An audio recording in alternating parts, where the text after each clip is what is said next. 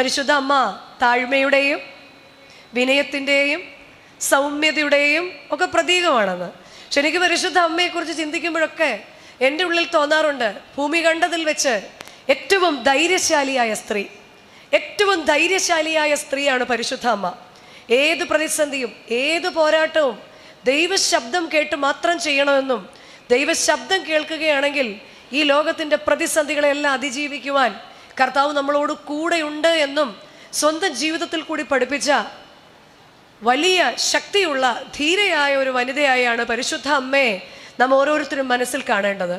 ഈ ശൂനോയ പെരുന്നാളിൽ പരിശുദ്ധ അമ്മയെ പോലെ ദൈവശബ്ദം കേൾക്കാനും ദൈവശബ്ദത്തെ വിവേകത്തോടെ ഏറ്റെടുക്കാനും ധൈര്യത്തോടുകൂടി പതറിപ്പോകാതെ ജീവിതത്തിൻ്റെ സങ്കടങ്ങളിൽ പ്രവർത്തിക്കുവാനും ഞങ്ങൾക്ക് കൃപ തരണമേ എന്ന് പ്രാർത്ഥിക്കാം. നമ്മളെപ്പോഴും പരിശുദ്ധ അമ്മയുടെ പെരുന്നാളിൽ യുഗകാലങ്ങളിലൊക്കെയും മറവായിരിക്കുന്ന ഒരു മർമ്മമാണ് പരിശുദ്ധ അമ്മയിൽ അടങ്ങിയിരിക്കുന്ന യേശു തമ്പുരാൻ എന്ന് ഓരോ പാട്ടിലും നമ്മൾ പാടാറുള്ളതാണ്. വിശുദ്ധ വേദപുസ്തകത്തിൽ അനേക സ്ഥലങ്ങളിൽ പെട്ടകങ്ങളെക്കുറിച്ച് പറയുന്നുണ്ട്. എന്നാൽ പുറപ്പാട് പുസ്തകം 2-ാം അധ്യായത്തിൽ ഫറവോൻ ഒരു കൽപ്പന പുറപ്പെടുവിക്കുകയാണ്, എബ്രായരുടെ ഇടയിൽ ഇനി ഒരു ആൺ പൈതൽ ജീവിക്കാൻ പാടില്ല എന്ന്. എന്നാൽ എബ്രായ മാതാപിതാക്കൾക്ക് സുന്ദരനായ ഒരു ആൺ പൈതൽ ജനിക്കുകയും അവനെ 3 മാസം വരെയും അവർ ഭവനത്തിൽ രഹസ്യമായി സൂക്ഷിക്കുകയും ചെയ്തു. ആരായിരുന്നു ആ പൈതൽ? മോശയായിരുന്നു ആ പൈതൽ. എന്നാൽ 3 മാസത്തിന് ശേഷം അവനെ ഇനി സൂക്ഷിക്കാൻ സാധിക്കില്ലെന്ന് മനസ്സിലാക്കി അവർ ഒരു ഞാങ്ങണ പെട്ടകത്തിനുള്ളിലാക്കിയിട്ട് നൈൽ നദിയിൽ കൂടി ഒഴുക്കി വിടുകയാണ്. കാരണം ദൈവത്തിന് ആ കുഞ്ഞിനെക്കുറിച്ചൊരു പദ്ധതി ഉണ്ടായിരുന്നു.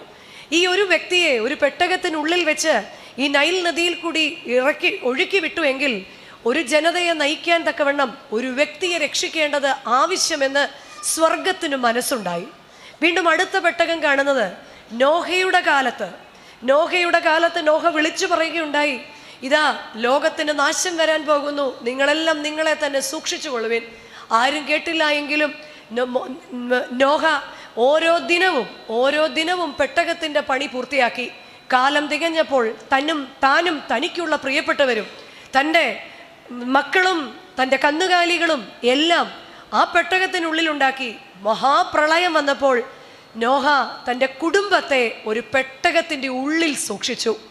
മൂന്നാമതായിട്ട് നമുക്ക് കാണാൻ സാധിക്കും ഇസ്രായേൽ ജനം. കനാനിലേക്ക് ലക്ഷ്യം വെച്ച് നടക്കുന്ന ഇസ്രായേൽ ജനത്തിന് ദൈവത്തിൻ്റെ സാന്നിധ്യം നിങ്ങളോട് കൂടെയുണ്ട് എന്ന അടയാളമായിട്ട് സാക്ഷ്യപ്പെട്ടകം ഇസ്രായേലിൻ്റെ മുൻപിൽ ഇങ്ങനെ നടക്കുകയാണ്. അതാണ് മൂന്നാമത്തെ പെട്ടകം. ആദ്യത്തെ പെട്ടകം മോശക്കുഞ്ഞിനെ വഹിച്ച പെട്ടകം ഒരു വ്യക്തിയുടെ സംരക്ഷണത്തെയാണ് അവിടെ കാണിക്കുന്നതെങ്കിൽ രണ്ടാമത്തെ പെട്ടകമായ നോഹയുടെ പെട്ടകം ഒരു കുടുംബത്തിൻ്റെ സംരക്ഷണത്തെയാണ് കാണിക്കുന്നത്. മൂന്നാമത്തെ പെട്ടകമായ ഇസ്രായേലിൻ്റെ സാക്ഷ്യപ്പെട്ടകം ഇസ്രായേൽ ജനതയുടെ സംരക്ഷണമാണ്. എന്നാൽ നാലാമതൊരു പെട്ടകമുണ്ട്. ആ പെട്ടകമാണ് പരിശുദ്ധ അമ്മ. നാലാമത്തെ പെട്ടകമാണ് പരിശുദ്ധ അമ്മ. അത് നമ്മൾ പാടുന്നുണ്ട്, മന്ന നിക്ഷേപിത ചെപ്പ്. ഇസ്രായേൽ ജനത്തിന് വിശന്നപ്പോൾ ദൈവം കൊടുത്ത ആഹാരമായ മന്ന, അത് ചീഞ്ഞു പോയെങ്കിലും അത് പുഴുത്തു പോയെങ്കിലും ജീവന്റെ അപ്പമായ നിത്യമന്നയായ ക്രിസ്തു ഈ ഭൂമിയിലേക്ക് വന്നു. ആ ക്രിസ്തുവിനെ വഹിച്ച പെട്ടകമായി പരിശുദ്ധ അമ്മ മാറ്റപ്പെടുകയാണ്. ഒന്നാമത്തെ പെട്ടകം ഒരു വ്യക്തിയുടെ ആണെങ്കിൽ രണ്ടാമത്തെ നോഹയുടെ പെട്ടകം ഒരു കുടുംബത്തിൻ്റെയാണ്. മൂന്നാമത്തെ പെട്ടകം ഇസ്രായേലിൽ നിന്നൊരു ജനത്തിൻ്റെ ഒരു ഗ്രൂപ്പ് ഓഫ് പീപ്പിളുടെ ആണെങ്കിൽ നാലാമത്തെ പെട്ടകം ലോകത്തെ മുഴുവൻ രക്ഷിക്കുവാൻ വേണ്ടി, മാനവരാശിയെ മുഴുവൻ രക്ഷിക്കുവാൻ വേണ്ടി അവതരിച്ച നമ്മുടെ പ്രത്യാശയുടെ പൂർത്തീകരണമായിരിക്കുന്ന യേശു തമ്പുരാനെ വഹിച്ച പെട്ടകമാണ് പരിശുദ്ധ അമ്മ എന്നാണ് വിശുദ്ധ വേദപുസ്തകത്തിലെ ആദ്യ നാളുകൾക്ക് മുമ്പ് മുതൽ പറയുന്നത്. നമ്മൾ പാടാറുണ്ട്, രാജജനത്രീ ബേദലഹേമേ മൂടി മുടയുന്നോൻ നിന്നിലുദിച്ചു. എവിടെയാ? 800 വർഷങ്ങൾക്ക് മുൻപാണ് ആ പാട്ട്. രാജജനത്രി, നിന്നെ ബേദലഹേമിൻ്റെ നക്ഷത്രമായിട്ട് ഇതാ ഒരുവൻ ജനിക്കുന്നു എന്ന്. വീണ്ടും യെശയ്യാ പ്രവാചകന്റെ പുസ്തകത്തിൽ പറയുന്നുണ്ട് 11-ാം അധ്യായത്തിൽ, ഈശായിയുടെ കുറ്റിയിൽ നിന്ന് ഒരു മുള പൊട്ടി പുറപ്പെടും. ഇരമിയ പ്രവാചകന്റെ പുസ്തകത്തിൽ പറയുന്നുണ്ട്, കന്യക ഗർഭം ധരിച്ച് ഒരു പുത്രനെ പ്രസവിക്കും. അങ്ങനെ യെഹസ്കേൽ പ്രവാചകൻ പറയുന്നുണ്ട്. പ്രവാചകന്മാരെല്ലാം സാക്ഷിച്ച ആ പെട്ടകം പരിശുദ്ധ അമ്മയാണ്. പരിശുദ്ധ അമ്മയുടെ ധൈര്യത്തെക്കുറിച്ച് പറയുമ്പോൾ, ഈ കാലഘട്ടത്തെക്കുറിച്ച് നമ്മൾ ചിന്തിച്ചാൽ, ഈ കഴിഞ്ഞ ദിവസങ്ങളിലെല്ലാം നമ്മളെല്ലാം ടി വിയിൽ കൂടെ കൂടെ കൂടെ വാർത്ത നോക്കിക്കൊണ്ടിരുന്നു. എന്തായിരുന്നു ആ വാർത്ത? എന്തായിരുന്നു ആ വാർത്ത? ഇത്ര ശബ്ദമുള്ളോ? അവരെ ജയിലിൽ നിന്ന് വിട്ടു. ഇന്നലെ വലിയ പ്രാർത്ഥനകൾ കൊണ്ടും നമ്മുടെ പ്രവർത്തനങ്ങൾ കൊണ്ടും ദൈവത്തിൻ്റെ വലിയ കരുണ കൊണ്ടും ഒക്കെ അവര് ജയിൽ മോചിതരായി. സാധാരണഗതിയിൽ ഒരാൾ എന്നെ സംബന്ധിച്ച് എന്നെ ഉദാഹരണം പറയാം. ഒരു സ്റ്റാറ്റസ് ഇട്ട് കഴിഞ്ഞാൽ പിന്നെ ഫോൺ നോക്കിക്കഴിഞ്ഞാൽ ഏറ്റവും കൂടുതൽ കാണുന്നത് എന്താണെന്നറിയോ? സെൻഡ് ചെയ്യാമോ കൊച്ചമ്മേ, സെൻഡ്. ഇന്നലെ മദർ തെരേസയെക്കുറിച്ചും ജോൺ ബ്രിട്ടാസ് പറഞ്ഞതെന്ന് കേട്ടിട്ട് ഒരാൾ പോലും സെൻഡ് ചോദിച്ചില്ല. കാരണം എന്താണെന്നറിയോ? അവർക്കറിയാതെ തീക്കളിയാണെന്ന്. അല്ലേ? മിഷണറി സ്കൂളുകളിൽ പഠിച്ചവരല്ലേ നിങ്ങളെ ആരെങ്കിലും മതം മാറ്റിയോ എന്നൊക്കെ ചോദിച്ചത്. നമ്മൾ എന്തിനാ ഈ ആവശ്യമില്ലാത്തതിനകത്തൊക്കെ നമ്മളിങ്ങനെ രഹസ്യമായ ക്രിസ്ത്യാനികളൊക്കെ ആയിട്ട് ജീവിക്കാൻ ഓരോ ദിവസവും. എനിക്കത് കണ്ടപ്പോൾ ഓർമ്മ വന്നത് ഏതൊരു കഥയാണെന്നറിയാമോ? ഒരു വീട്ടിലൊരിക്കൽ ഭാര്യയും ഭർത്താവും കൂടെ പറയുകയാണ്, ഇവിടെ എലി ഓടി നടക്കുന്നുണ്ട്, നമുക്കൊരു എലിപ്പെട്ടി വെക്കണമെന്ന്. എലി ഇത് കേട്ടിട്ട് ഓടി വന്ന് കോഴിയോട് പറഞ്ഞു, കോഴി എലിപ്പെട്ടി വെക്കാൻ പോവാ. കോഴി പറഞ്ഞു, അതിന് ഞാനെന്തോ വേണം? എലി ഓടി ആടിൻ്റെ അടുത്ത് എന്നിട്ട് പറഞ്ഞു, ഇവിടെ എലിപ്പെട്ടി വെക്കാൻ പോവാ, അത് നീ പേടിച്ചാൽ മതി, ഞാൻ പേടിക്കേണ്ട കാര്യമില്ല. അത് കഴിഞ്ഞ് എലി ഓടിച്ചെന്ന് പോത്തിനോട് പറഞ്ഞു, ഇവിടെ ഒരു എലിപ്പെട്ടി വെക്കാൻ പോവാ, അത് നിന്റെ കാര്യമാണ്, ഇത്രയും വലിയ എൻ്റെ കാര്യം, ഇത് ഞാൻ ഒത്തിരി ദൂരെയാണ്, അത് എൻ്റെ കാര്യമൊന്നും അല്ല. അങ്ങനെ ഇരിക്കുന്ന സമയത്ത് എലിപ്പെട്ടി അവർ വെച്ചു. എലിപ്പെട്ടി വീഴുന്ന ശബ്ദവും എലി വീകറുന്ന ശബ്ദവും കേട്ട് ഗൃഹനാഥൻ ഓടി വന്ന് എലിപ്പെട്ടി എടുത്തു. പക്ഷെ അതൊരു പാമ്പിൻ്റെ വാലായിരുന്നു, തല പുറത്തായിരുന്നു. പാമ്പി ഗൃഹനാഥനെ കൊത്തി. ഗൃഹനാഥനെയും കൊണ്ട് ആശുപത്രിയിലേക്ക് ചെന്നു. അയാളുടെ സൗഖ്യവും വിവരമൊക്കെ അന്വേഷിക്കാൻ ചേട്ടാനിയന്മാരും മക്കളൊക്കെ വന്നു. കുറച്ച് പേരൊക്കെ ഉള്ളതുകൊണ്ട് അവിടുത്തെ ആ കോഴിയൊക്കെ ഒന്ന് അവർ കറി വെച്ച് എല്ലാവർക്കും കൊടുത്തു. അത് കഴിഞ്ഞ് ഗൃഹനാഥൻ സൗഖ്യപ്പെട്ട് വീട്ടിലേക്ക് വന്നപ്പോൾ വൈദ്യൻ പറഞ്ഞു, ഒരു ആട്ടിൻ സൂപ്പ് കൊടുത്താൽ മാറ്റം ഉണ്ടാവുമെന്ന്. വീട്ടിലുള്ള കുടുംബനാഥ ഒന്നും ഓർത്തില്ല. ആ വീട്ടിലെ ആടിനെ കൊന്ന് അവരെന്ത് ചെയ്തു കൊടുത്തു? സൂപ്പ് വെച്ചു കൊടുത്തു. അതിനുശേഷം അദ്ദേഹം അങ്ങ് മരിച്ചുപോയി. മരണം കഴിഞ്ഞ് ദുഃഖാചരണമൊക്കെ കഴിഞ്ഞ് അടിയന്തരത്തിൻ്റെ സമയത്ത് ഇനി എന്തിനാ പോത്തിനെ പുറത്തു പോയി അന്വേഷിക്കുന്നത്, ഇവിടെ ഉണ്ടല്ലോ, അതിനെ കൊന്നും. പക്ഷെ അപ്പോഴും തട്ടും പുറത്ത് എലി നല്ല സുരക്ഷിതമായി ഓടി നടക്കുകയായിരുന്നു. ഇപ്പം നമുക്കൊരു ചിന്തയുണ്ട്, നമ്മൾ സുരക്ഷിതമായിട്ട് ഓടി നടക്കുകയാണെന്ന്. എന്നാൽ പരിശുദ്ധ അമ്മയ്ക്കുണ്ടായിരുന്ന ധൈര്യം ഇതായിരുന്നു. കാരണം ലോകം മുഴുവനും എന്നെ കല്ലെറിഞ്ഞാലും, ലോകം മുഴുവൻ എന്നെ കുറ്റപ്പെടുത്തിയാലും ക്രിസ്തുവിന് വേണ്ടി ധൈര്യത്തോടെ നിൽക്കുവാൻ തയ്യാറായതുകൊണ്ടാണ് മാനവരാശിയുടെ മുഴുവൻ പ്രത്യാശയായ ക്രിസ്തു തമ്പുരാൻ നമ്മെ രക്ഷിക്കുവാനായി ഭൂമിയിലേക്ക് കടന്നു വരുവാൻ പരിശുദ്ധ അമ്മ ഒരു പെട്ടകമായി, ഒരു മുഖാന്തരമായി മാറിയത്. ജീവിതത്തിൻ്റെ തനതായ സ്ഥലങ്ങളിലെല്ലാം ധൈര്യത്തോടുകൂടി ഞാനൊരു ക്രിസ്ത്യാനിയാണെന്ന് മക്കളുടെ മുൻപിൽ സാക്ഷിച്ചു കൊടുക്കുവാൻ, ജീവിച്ച് കാണിക്കുവാൻ നമുക്ക് സാധിക്കുമ്പോൾ മാത്രമാണ് എൻ്റെയും നിങ്ങളുടെയും ഒക്കെ ജീവിതം സാക്ഷ്യമുള്ള ജീവിതമായി തീരുന്നത്. ഈ പ്രത്യാശ നമ്മുടെ ആത്മാവിന് ഒരു നങ്കൂരം തന്നെയാണ്. ഈ പ്രത്യാശ നമ്മുടെ ആത്മാവിന് ഒരു നങ്കൂരം തന്നെ. അത് നിശ്ചയവും സ്ഥിരവും തിരശീലയ്ക്കകത്തേക്ക് കടക്കുന്നതുമാണെന്നാണ് ഹെബ്രായ ലേഖനം 6-ാം അധ്യായത്തിൻ്റെ 19-ാം വാക്യത്തിൽ പൗലോസ് ശ്ലീഹ പറയുന്നത്. ആ പ്രത്യാശ നമ്മുടെ ആത്മാവിൻ്റെ ഒരു നങ്കൂരം തന്നെ. ഏതാണ് ആ പ്രത്യാശ? ആരാണ് ഈ പറയുന്നത്? പൗലോസ് ശ്ലീഹയാണ് ഈ പറയുന്നത്. പൗലോസ് അപ്പോസ്തലനെ സംബന്ധിച്ച് പ്രത്യാശ എന്ന് പറയുന്നത്, പൗലോസ് അപ്പോസ്തലന്റെ ജീവിതത്തിന് ഒന്ന് തിരികെ നോക്കുമ്പോൾ നമുക്കറിയാം, ഈ ഫെലിസ്തോസ് പൗലോസിനെ ഭ്രാന്തൻ എന്നാണ് വിളിച്ചത്.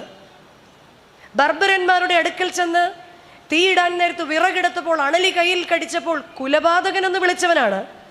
കുപ്രോസ് ദ്വീപിലേക്ക് പോയത് കയ്യിൽ ചങ്ങലയിട്ടിട്ടാണ്.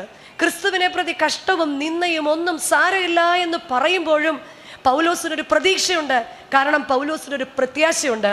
ആ പ്രത്യാശ നമ്മുടെ ആത്മാവിൻ്റെയും നങ്കൂരമായിരിക്കണമെന്നാണ് ഈ സന്ധ്യയിൽ ദൈവവചനം നമ്മെ ഓർമ്മിപ്പിക്കുന്നത്. എന്താണ് നങ്കൂരം? നമ്മളെപ്പോഴും കേൾക്കുന്ന വാക്കാണ് ഈ നങ്കൂരം. നങ്കൂരം എപ്പോഴും കപ്പലുമായി ബന്ധപ്പെട്ട വാക്കാണ്.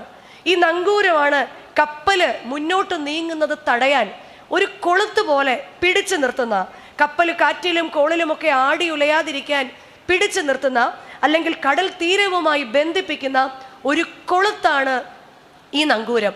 നമ്മെ ദുഃഖത്തിലെയും പാപത്തിൻ്റെയും രോഗത്തിൻ്റെയും സങ്കടങ്ങളുടെയും ഒക്കെ കുഴിയിലേക്ക് വീഴാതെ ഇരിക്കാൻ നമ്മെ പിടിച്ചു നിർത്തുന്ന ഒരു കൊളുത്തായിരിക്കണം പ്രത്യാശ.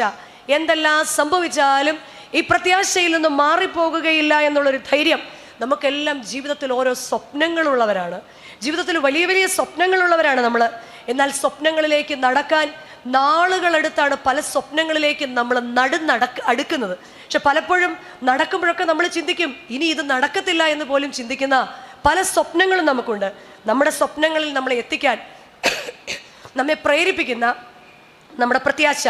ആ യാത്രയിൽ വീഴുമ്പോൾ ഏതെല്ലാം വഴികളിൽ വീണിട്ടുണ്ട്, ഏതെല്ലാം വഴികളിൽ പതറിപ്പോയിട്ടുണ്ട്, രോഗങ്ങളിൽ അനിശ്ചിതമായിട്ട് നിന്നിട്ടുണ്ട്.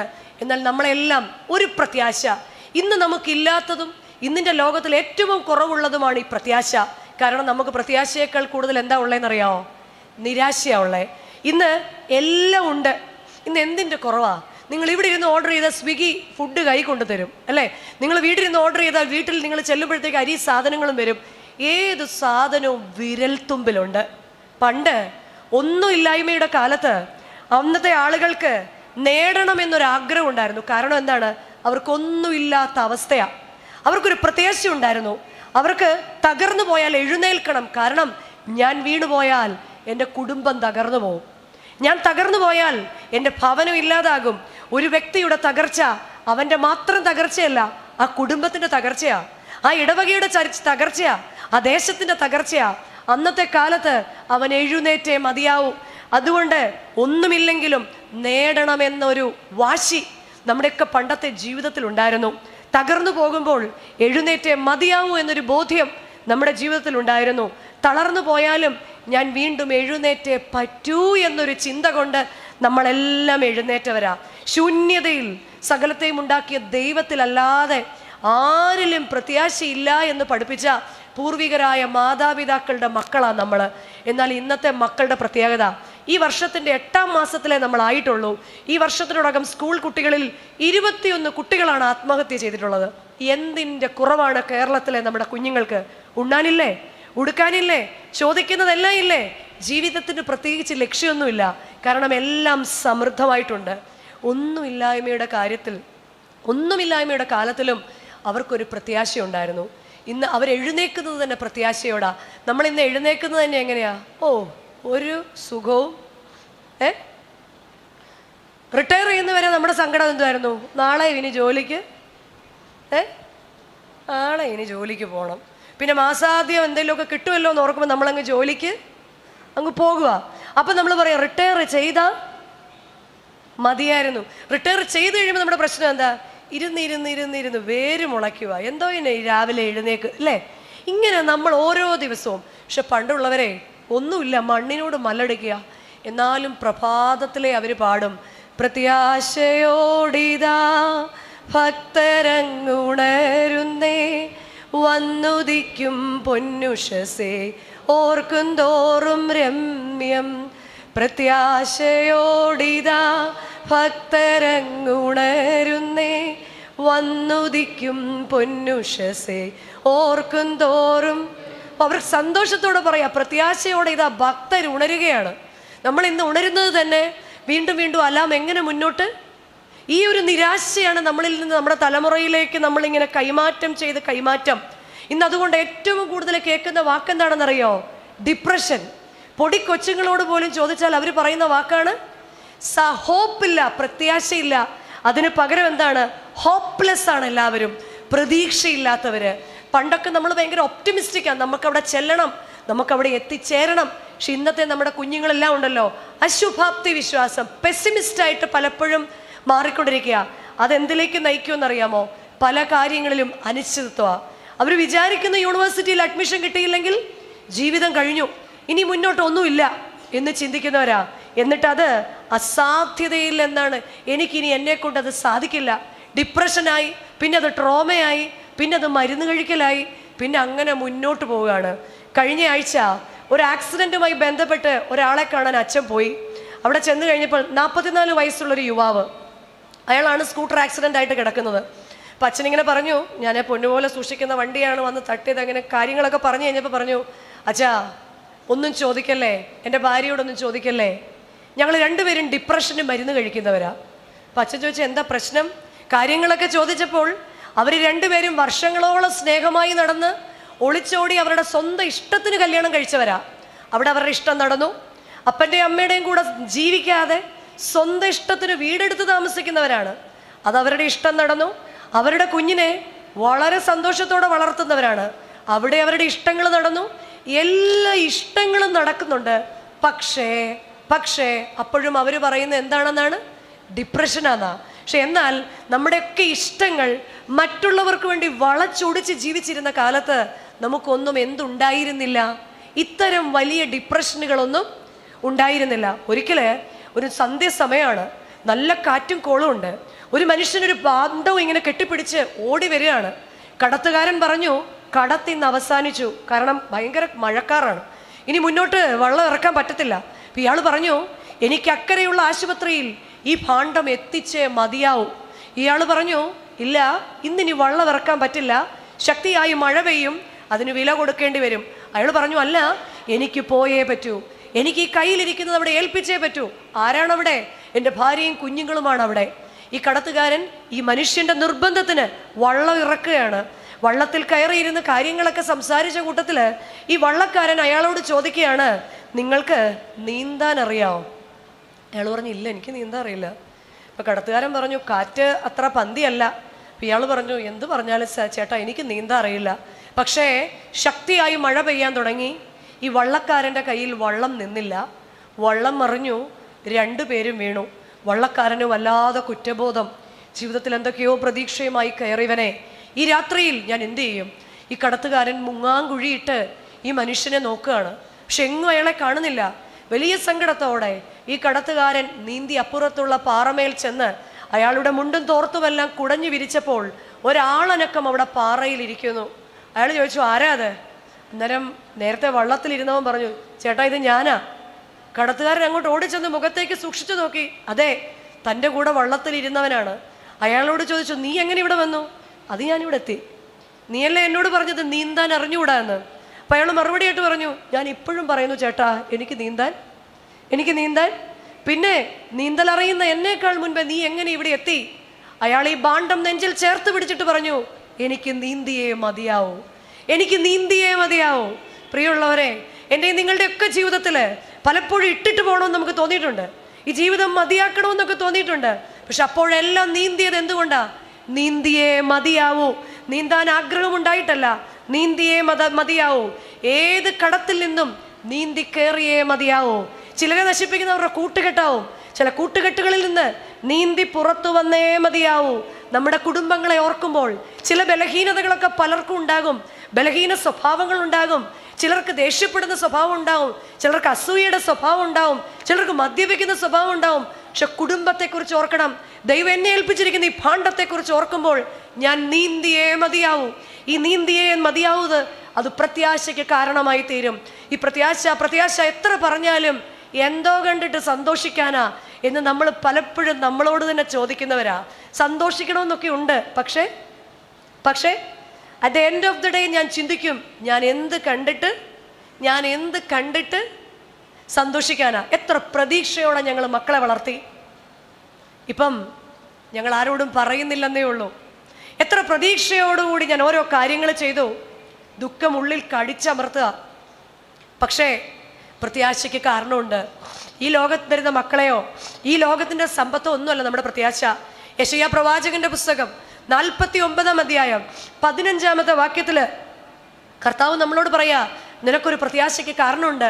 ഒന്നാമത്തെ കാരണം എന്താണെന്നറിയോ? ഒരു സ്ത്രീ തൻ്റെ കുഞ്ഞിനെ മറന്നാലും ഞാൻ നിന്നെ മറക്കുകയില്ല എന്നുള്ളത്. ഒരമ്മ നിന്നെ മറന്നു കളഞ്ഞാലും ഞാൻ നിന്നെ മറക്കുകയില്ല. അത് ആരംഭിക്കുന്നത് എങ്ങനെയാ? ഒരു സ്ത്രീ തൻ്റെ കുഞ്ഞിനെ മറക്കുമോ? അവൾ നിന്നെ മറന്നാലും ഞാൻ നിന്നെ മറക്കത്തില്ല. മറക്കാത്ത ദൈവം എനിക്കുണ്ട് എന്നത് ഒരു പ്രത്യാശയുടെ കാരണമാണ്. ഞാൻ ഏറെ സ്നേഹിക്കുന്ന എൻ്റെ ജീവിത പങ്കാളി, ഞാൻ ഏറെ സ്നേഹിക്കുന്ന എൻ്റെ മക്കള്, ഞാൻ സ്നേഹിച്ച് എനിക്കുള്ളതെല്ലാം കൊടുത്ത സഹോദരങ്ങള്, അവരെല്ലാം എന്നെ മറന്നാലും, എൻ്റെ മക്കൾ എന്നെ മറന്നാലും, ആരെന്നെ മറന്നാലും, അമ്മ മറന്നാലും, ഞാൻ നിന്നെ സ്നേഹിക്കുന്ന ഒരു ദൈവം ഉണ്ടെന്ന് പറയുന്ന ഒരു ദൈവം എനിക്കുണ്ട്. അടുത്ത വാക്യം എന്താ പറയുന്നത് അറിയോ?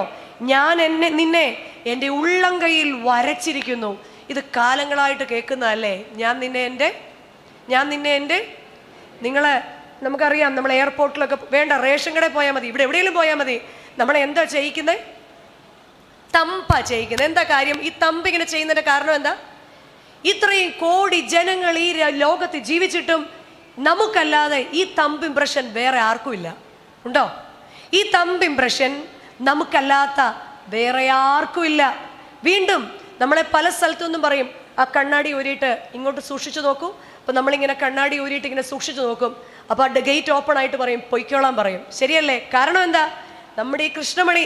അതുകൊണ്ടാണ് കർത്താവ് പറഞ്ഞത്, നീ എനിക്ക് എൻ്റെ കണ്ണിലെ കൃഷ്ണമണി പോലെയാണ്. അമ്മ മറന്നാലും ഞാൻ നിന്നെ മറക്കത്തില്ല, ഞാൻ നിന്നെ എൻ്റെ ഉള്ളം കയ്യിൽ. അപ്പം നമ്മൾ പറയും അങ്ങനെയൊക്കെ പറഞ്ഞ കർത്താവിൻ്റെ എല്ലാവരും ചില സമയത്ത് നമ്മുടെ വിശ്വാസം നമ്മളെ ഉലച്ചു കളയും. അപ്പം നമ്മൾ ഓർക്കണം, ഈ തമ്പ് ഇംപ്രഷൻ എനിക്ക് മാത്രമേ ഉള്ളൂ എങ്കിൽ കോടാനുകോടി മനുഷ്യർ ജീവിച്ച ഈ ലോകത്തിൽ, കോടാനുകോടി മനുഷ്യർ ഇപ്പോൾ ജീവിക്കുന്ന ഈ ലോകത്തിൽ, കോടാനുകോടി മനുഷ്യർ ഇനി ജീവിക്കേണ്ട ഈ ലോകത്തിൽ എനിക്ക് മാത്രമേ ഇതുണ്ടോ എങ്കിൽ ദൈവത്തിന് ഞാൻ എന്ന പേഴ്സണെ കുറിച്ച് നന്നായി എന്നെ അവൻ മറക്കത്തില്ല എന്ന് വിശുദ്ധ മത്തായി ശ്ലീഹയുടെ സുവിശേഷം 14-ാം അധ്യായത്തിന്റെ 30-ാം വാക്യത്തിലെ യേശു തമ്പുരാനെ കടലിൽ കൂടി നടക്കുന്നതായിട്ട് കാണുകയാണ് പത്രോസ് ശ്ലീഹ പറയാ, ഓ ഇത് നീ ആയിരുന്നെങ്കിൽ ഞാനും വരാമായിരുന്നു. പത്രോസ് ശ്ലീഹയോട് യേശു തമ്പുരാൻ പറയാണ്, നടന്നു വരിക. നടന്നു പോയി എങ്കിലും കാറ്റും കോളും കണ്ട് ലക്ഷ്യം മാറി ഭയന്നു പോയിട്ട് കർത്താവേ രക്ഷിക്കണമേ എന്ന് നിലവിളിക്കുക. കർത്താവേ രക്ഷിക്കണമേ എന്ന് നിലവിളിക്കുക. പലപ്പോഴും ജീവിതത്തിൻ്റെ കാറ്റിലും കോളിലും രക്ഷിക്കണമേ എന്ന് നിലവിളിക്കുന്നവരാ നമ്മൾ. ഈ നിലവിളിയാണ് നമ്മളിൽ നിന്ന് അന്യം നിന്ന് പോകരുതാത്തത്. അതുകൊണ്ടാണ് കർത്താവിനെ കുറിച്ച് കുരിശുമായിട്ട് നടന്നു പോകുന്നത് കണ്ടപ്പോൾ സ്ത്രീകൾ കരഞ്ഞപ്പോൾ കർത്താവ് പറഞ്ഞു, ഊസ്ലേം പുത്രിമാരെ, നിങ്ങളെ ചൊല്ലിയും നിങ്ങളുടെ മക്കളെ ചൊല്ലിയും കരയാനാ പറഞ്ഞത്. എന്നാൽ നമുക്ക് ഇന്ന് നമ്മുടെ മക്കളെ ചൊല്ലി എന്താ കരയേണ്ടതെന്ന് പോലും അറിയാത്ത അവസ്ഥയാ. നിലവിളിക്കുമ്പോൾ നമുക്കൊരു പ്രത്യാശയുണ്ട്, നിലവിളിക്കുമ്പോൾ നമുക്കൊരു പ്രതീക്ഷയുണ്ട്. മുങ്ങിത്താഴുമ്പോൾ കർത്താവെ രക്ഷിക്കണമേ എന്ന് പറയാൻ വിശുദ്ധ മത്തായിയുടെ സുവിശേഷം 14-ാം അധ്യായത്തിന്റെ 31-ാം വാക്യത്തിൽ പറയുന്നുണ്ട്, യേശു ഉടനെ കൈ നീട്ടി അവനെ പിടിച്ചു. യേശു ഉടനെ കൈ നീട്ടി അവനെ പിടിച്ചു. എന്നെ കൈ നീട്ടി പിടിക്കുന്ന ക്രിസ്തുവിനെ പ്രാർത്ഥനയുടെ പായിൽ കാണണമെങ്കിൽ നിലവിളിയോടെ ഞാൻ അവൻ്റെ സന്നിധിയിൽ മടക്കണം. മുട്ടുമടക്കിയിരിക്കുമ്പോൾ ഞാനിങ്ങനെ ഭൂമി പിളർന്ന് താന്നു പോകുന്നത് പോലെ തോന്നുമ്പോൾ കരം നീട്ടി എന്നെ ഉയരത്തിൽ നിന്ന് പിടിക്കുന്ന ക്രിസ്തുവിനെ കാണുന്നതിൻ്റെ പേരാണ് പ്രത്യാശ. കാരണം നിലവിളിക്ക് പകരം വെക്കാൻ ഒന്നുമില്ല.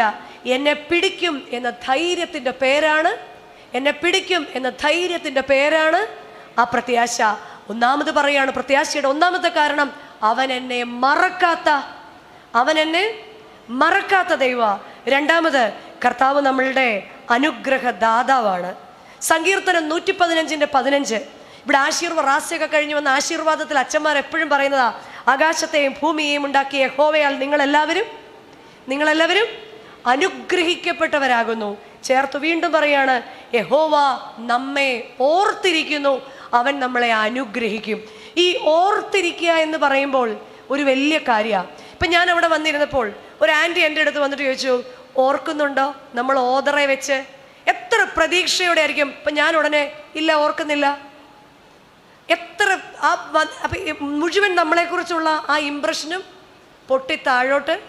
അതുപോലെ പലപ്പോഴും പല പാത്രങ്ങളിലും വിളമ്പിക്കഴിഞ്ഞ് നമ്മളെ മാത്രം ഒരാൾ ഓർക്കാതെ ഇരുന്നാൽ, അല്ലേ, സ്ഥിരമായി കാണുന്നവർ, നീ ഉണ്ടായിരുന്നോ, ഞാൻ ഓർത്തില്ല.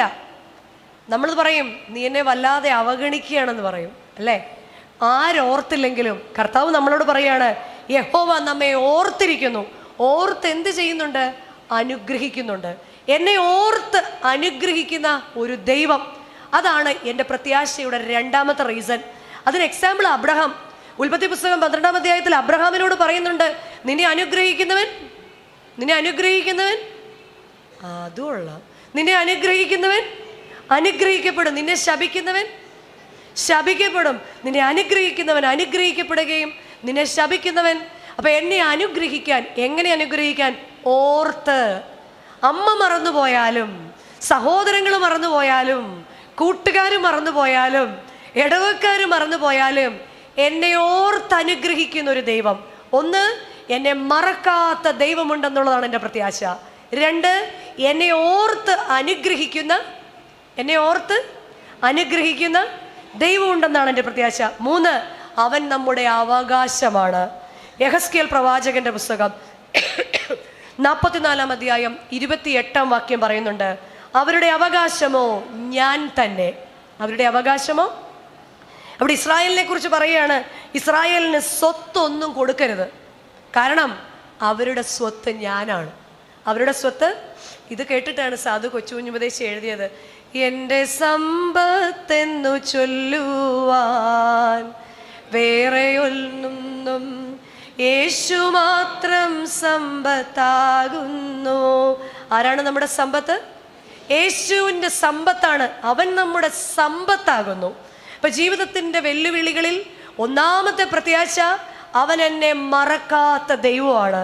സങ്കടങ്ങളിൽ നമ്മളോട് തന്നെ പറയണം, അവൻ എന്നെ മറക്കാത്ത ദൈവമാണ്. 2, സങ്കടങ്ങളിൽ നമ്മളോട് തന്നെ പറയണം, അവൻ എന്നെ ഓർത്ത് അനുഗ്രഹിക്കുന്ന ദൈവമാണ്. മക്കള് ഓർത്തില്ലെങ്കിലും, ഭാര്യ ഓർത്തില്ലെങ്കിലും, ഭർത്താവ് ഓർത്തില്ലെങ്കിലും, അവൻ എന്നെ ഓർത്ത് അനുഗ്രഹിക്കുന്ന ദൈവമാണ്. 3, അവൻ എൻ്റെ സമ്പത്താകുന്നു. ഈ ഭൂമിയിലെ സമ്പത്തിനു വേണ്ടി എന്തുമാത്രം കിടന്ന് കഷ്ടപ്പെട്ടിട്ടാണ് നമ്മളെല്ലാം ഇങ്ങനെ നരച്ചത്. എന്തുമാത്രം. ഒരു സൈഡിൽ കൂടെ പോകുമ്പോൾ മറ്റേ സൈഡിൽ കൂടെ കൂട്ടും, ഈ സൈഡിൽ കൂടെ പോകുമ്പോൾ ഡ്യൂട്ടി ഓവർ ടൈം. ഇപ്പം റിട്ടയർ ചെയ്തിരുന്ന് ചിന്തിക്കുമ്പം ഞാൻ എന്തിനായിരുന്നു ഇങ്ങനെ കിടന്ന്, ഞാൻ അന്നാലും കുഴപ്പമില്ല ഇച്ചിരി എന്തെങ്കിലുമൊക്കെ. എന്നാൽ ഇന്ന് നമുക്ക് എന്തെങ്കിലും ഒന്ന് സംഭവിക്കട്ടെ, ആദ്യം അപ്പന്മാരാണെങ്കിൽ കയ്യിൽ ആകെ എന്തേ കാണത്തുള്ളൂ? അമ്മമാരുടെ കയ്യിൽ വളയും മാലയൊക്കെ കാണും, അപ്പന്മാരുടെ കയ്യിൽ എന്തേ കാണത്തുള്ളൂ? നമ്മളെല്ലാം കഴിഞ്ഞ് കഴിയുമ്പം ഇളയ മോനോട് മൂത്ത മോൻ പറയും, കഴിഞ്ഞു. എപ്പോഴായിരുന്നു? 5 മിനിറ്റായി. സത്യങ്ങളാണ് മോനെ. അപ്പം ചേട്ടൻ്റെ അനിയനോട് പറയും, മോനെ പപ്പാടെ കയ്യിൽ മോതിരം ഉണ്ടായിരുന്നു, അങ്ങോട്ട് വെക്കുന്നതിന് മുമ്പ് അതിങ്ങൂരി ഇനി അതുകൂടെ ഉള്ളൂ, അതിങ്ങൂരി ഇങ്ങ് എടുത്തേരാ, അതിങ്ങൂരിയാണ്. മമ്മിയുടേതിന് പിന്നെ ഒത്തിരി അവകാശക്കാർ അങ്ങനെ കിലുകിലാന്ന് കയ്യിലും കഴുത്തിലും ഒക്കെ ഉള്ളത് കൊണ്ട് നമ്മളെ സ്നേഹിക്കാൻ ഒരുപാട് പേര് അന്നേരം വട്ടം കൂടും. ഊരി ഇല്ലേ, എന്തിനു വേണ്ടിയാ? പക്ഷെ കർത്താവാണ് എൻ്റെ സ്വത്ത്, കർത്താവാണ് എൻ്റെ സമ്പത്ത്, ഞാൻ തകർന്നു പോകുകയില്ല. അങ്ങനെ പ്രത്യാശയില്ലാതെ തകർന്നു പോകേണ്ടവരല്ല നമ്മൾ. ജീവിതത്തിൻ്റെ വെല്ലുവിളികളിൽ വിവേകത്തോടെ നങ്കൂരങ്ങളെ ഉറപ്പിക്കുന്ന അനേകരെ വിശുദ്ധ വേദപുസ്തകത്തിൽ കാണാൻ സാധിക്കും. യോശുവ പ്രവാചകന്റെ പുസ്തകം 15-ാം അധ്യായം 16 മുതൽ 19 വരെയുള്ള വാക്യം നമുക്കൊക്കെ നല്ല പരിചയമാണ്. കാരണം ഒരു കാലഘട്ടത്തിൽ ക്രിസ്ത്യാനികളുടെ പേര് തോമസ് എന്നും ശോശാമ എന്നും പിന്നെ വീണ്ടും സാം എന്നും എലിസബത്ത് എന്നും ഒക്കെ ആയി. പിന്നെ അത് കഴിഞ്ഞപ്പോൾ ബിജു, സിജു, മിനി, ആൻസി ആയി. പിന്നെ അതൊന്നും വേണ്ടെന്ന് ഓർത്ത് വീണ്ടും നമ്മൾ എന്തായി? ആരോൺ, ആൽബിൻ, അക്സ, കെസിയ ഇല്ലേ? ഇപ്പം ഇതിനകത്ത് നോക്കിയ ഒരു 15 അക്സ പേരുള്ള മക്കളുള്ളവർ കാണും. പിന്നെ 15 പേരുള്ള ആരോൺ അല്ലേ? സ്കൂളിൽ രജിസ്റ്റർ എഴുതാൻ നേരത്തെ ഏറ്റവും കൂടുതൽ എഴുതുന്ന പേരേതാണെന്നറിയോ? ആരോണും അക്സായും കെസിയായുമാണ്. ആരാന്നൊന്നും നമുക്ക് ഇഷ്ടമല്ല, പക്ഷേ അത് നമുക്ക് വളരെ പ്രിയപ്പെട്ട. ശരിക്കും ആരാ ഈ അക്സ? ആരാണ് അക്സ? ആരാണ്? വിശ്വാസത്തിനും ധൈര്യത്തിനും പേര് കേട്ട നേതാവായ കാലേബിന്റെ മകളാണ് അക്സ. മോശയ്ക്ക് ശേഷം ഇസ്രായേലിനെ നയിച്ചവനായ യോശുവ പ്രവാചകനോടൊപ്പം യാത്ര ചെയ്ത, ഇസ്രായേൽ ജനത്തെ കനാൻ ദേശത്ത് എത്തിക്കുവാൻ വേണ്ടി അക്ഷീണം പ്രവർത്തിച്ച കാലേബിന്റെ മകളാണ് അക്സ. എന്താണ് അക്സയുടെ പ്രത്യേകത എന്നറിയാമോ? യോശുവ പ്രവാചകന്റെ പുസ്തകം 15-ാം അധ്യായം 16 മുതൽ 19 വരെയുള്ള വാക്യത്തിൽ കിരിയത്ത് സേഫർ വിജയിക്കുക എന്നത് ഇസ്രായേൽ ജനത്തിന്റെ ആവശ്യമാണ്. ഇവിടെ ഒരു മോട്ടിവേഷനാണ് അപ്പൻ കൊടുത്തത് യുദ്ധത്തിന് പോകുന്നവർക്ക്. യുദ്ധത്തിന് പോകുന്നവരോട് പറഞ്ഞു, ഈ കിരിയത്ത് സേഫർ ജയിച്ചു വരുന്നവന് വേണ്ട ഞാൻ എൻ്റെ സുന്ദരിയായ മകളെ വിവാഹം ചെയ്തു കൊടുക്കും. അവരെന്ത് ചെയ്തു? ഒഥനിയേൽ ആ വെല്ലുവിളി ഏറ്റെടുത്തു. ഒഥനിയേൽ കിരിയത്ത് സേഫർ വിജയിച്ചു. കിരിയത്ത് സേഫർ വിജയിച്ച് കടന്നു വന്നവന് കാലേബ് തൻ്റെ മകളായ അക്സയെ വിവാഹം ചെയ്തു കൊടുക്കുകയാണ്. കാലേബ് തൻ്റെ മകളായ അക്സയെ വിവാഹം ചെയ്തു കൊടുത്ത് അവരെ തെക്കേ ദേശത്തേക്ക് അയച്ചപ്പോൾ അക്സ തൻ്റെ ഭർത്താവായ ഒഥനിയേലിനോട് പറഞ്ഞു, ചോദിക്കേ. അപ്പം നമ്മളിങ്ങനെ പല കാര്യങ്ങളും പൊതുയോഗം കഴിഞ്ഞ് വന്നിട്ട് പറയും, നിങ്ങളത് ചോദിച്ചായിരുന്നോ? വേണ്ടാടി, അത് ചോദിച്ചാൽ വലിയ വിഷയം അവിടെ. അല്ലേലേ ഞാൻ നിങ്ങളെ ഏൽപ്പിച്ച് പറയായിരുന്നു ഇതൊന്നും നടക്കാനുള്ള കാര്യമൊന്നും അല്ലേ? അപ്പം ഈ സ്ക്രൂ കൊടുത്തു വിടുന്നതാരാ എപ്പോഴും? ഏറെക്കുറെയൊക്കെ നമ്മൾക്കറിയാം അത് എവിടുന്നാണ് വരുന്നതെന്ന്. അപ്പം ഈ കിരിയത്ത് സേഫർ ജയിച്ചു വന്ന ഒഥനിയേലിൻ്റെ ഭാര്യയായ അക്സ ഒഥനിയേലിനോട് പറഞ്ഞു ചോദിക്കാൻ. ഒഥനിയേൽ ഇതൊന്നും വലിയ കാര്യമല്ല. പക്ഷേ അക്സ കഴുതപ്പുറത്തുനിന്ന് ഇറങ്ങുന്നത് കണ്ട അപ്പനായ കാലേബ് ചോദിച്ചു, എന്താണ് മകളെ? മകള് മറുപടിയായിട്ട് പറഞ്ഞു, അപ്പാ അവിടുന്ന് ഞങ്ങൾക്ക് തന്നത് തെക്കേ ദേശമല്ലോ, ഈ തെക്കേ ദേശം എന്ന് പറഞ്ഞാൽ വരണ്ട ദേശമാണ്. അങ്ങനെയെങ്കിൽ ഞങ്ങൾക്കൊരു നീരുറവ കൂടി തരാമോ? ഒരു നീരുറവ കൂടി തരാമോ?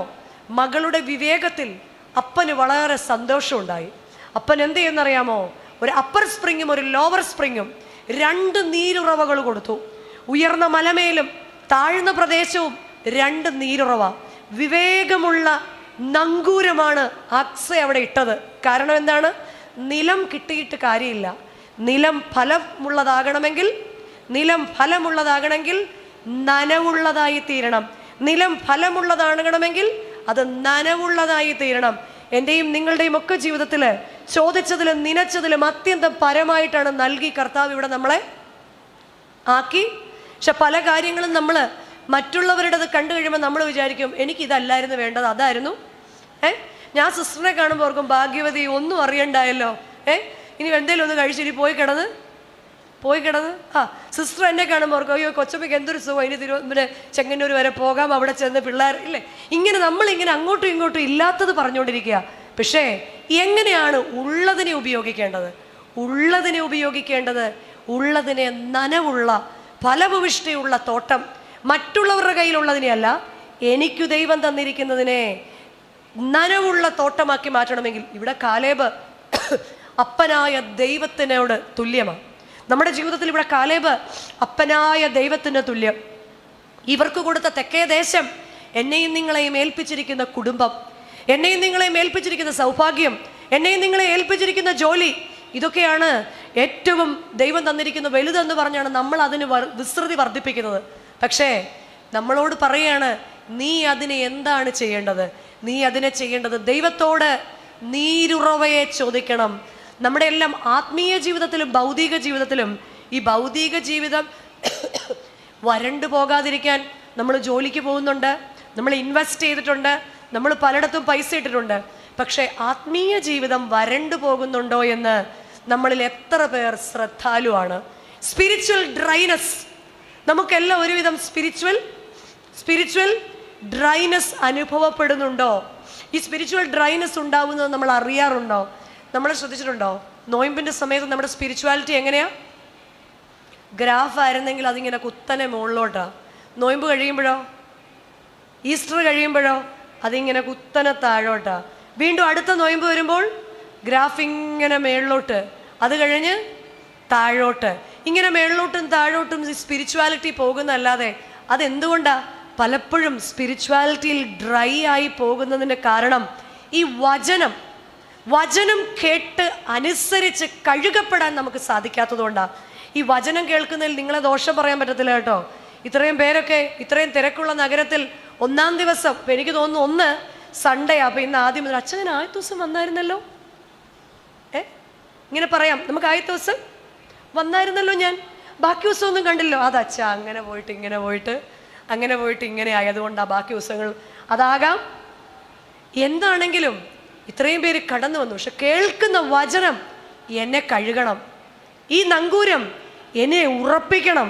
അല്ലെങ്കിൽ പേരിൽ മാത്രം ഒരു ക്രിസ്ത്യാനിയായി ഞാൻ മാറിയാൽ സ്പിരിച്വൽ ഡ്രൈനസ് എന്നിലുണ്ടാവും. അതിൻ്റെ ഒന്നാമത്തെ ലക്ഷണം ഈ പറയുന്ന എന്തെങ്കിലും ഉണ്ടോ നോക്കണേ. ഒരു ആത്മീയ താല്പര്യക്കുറവ്,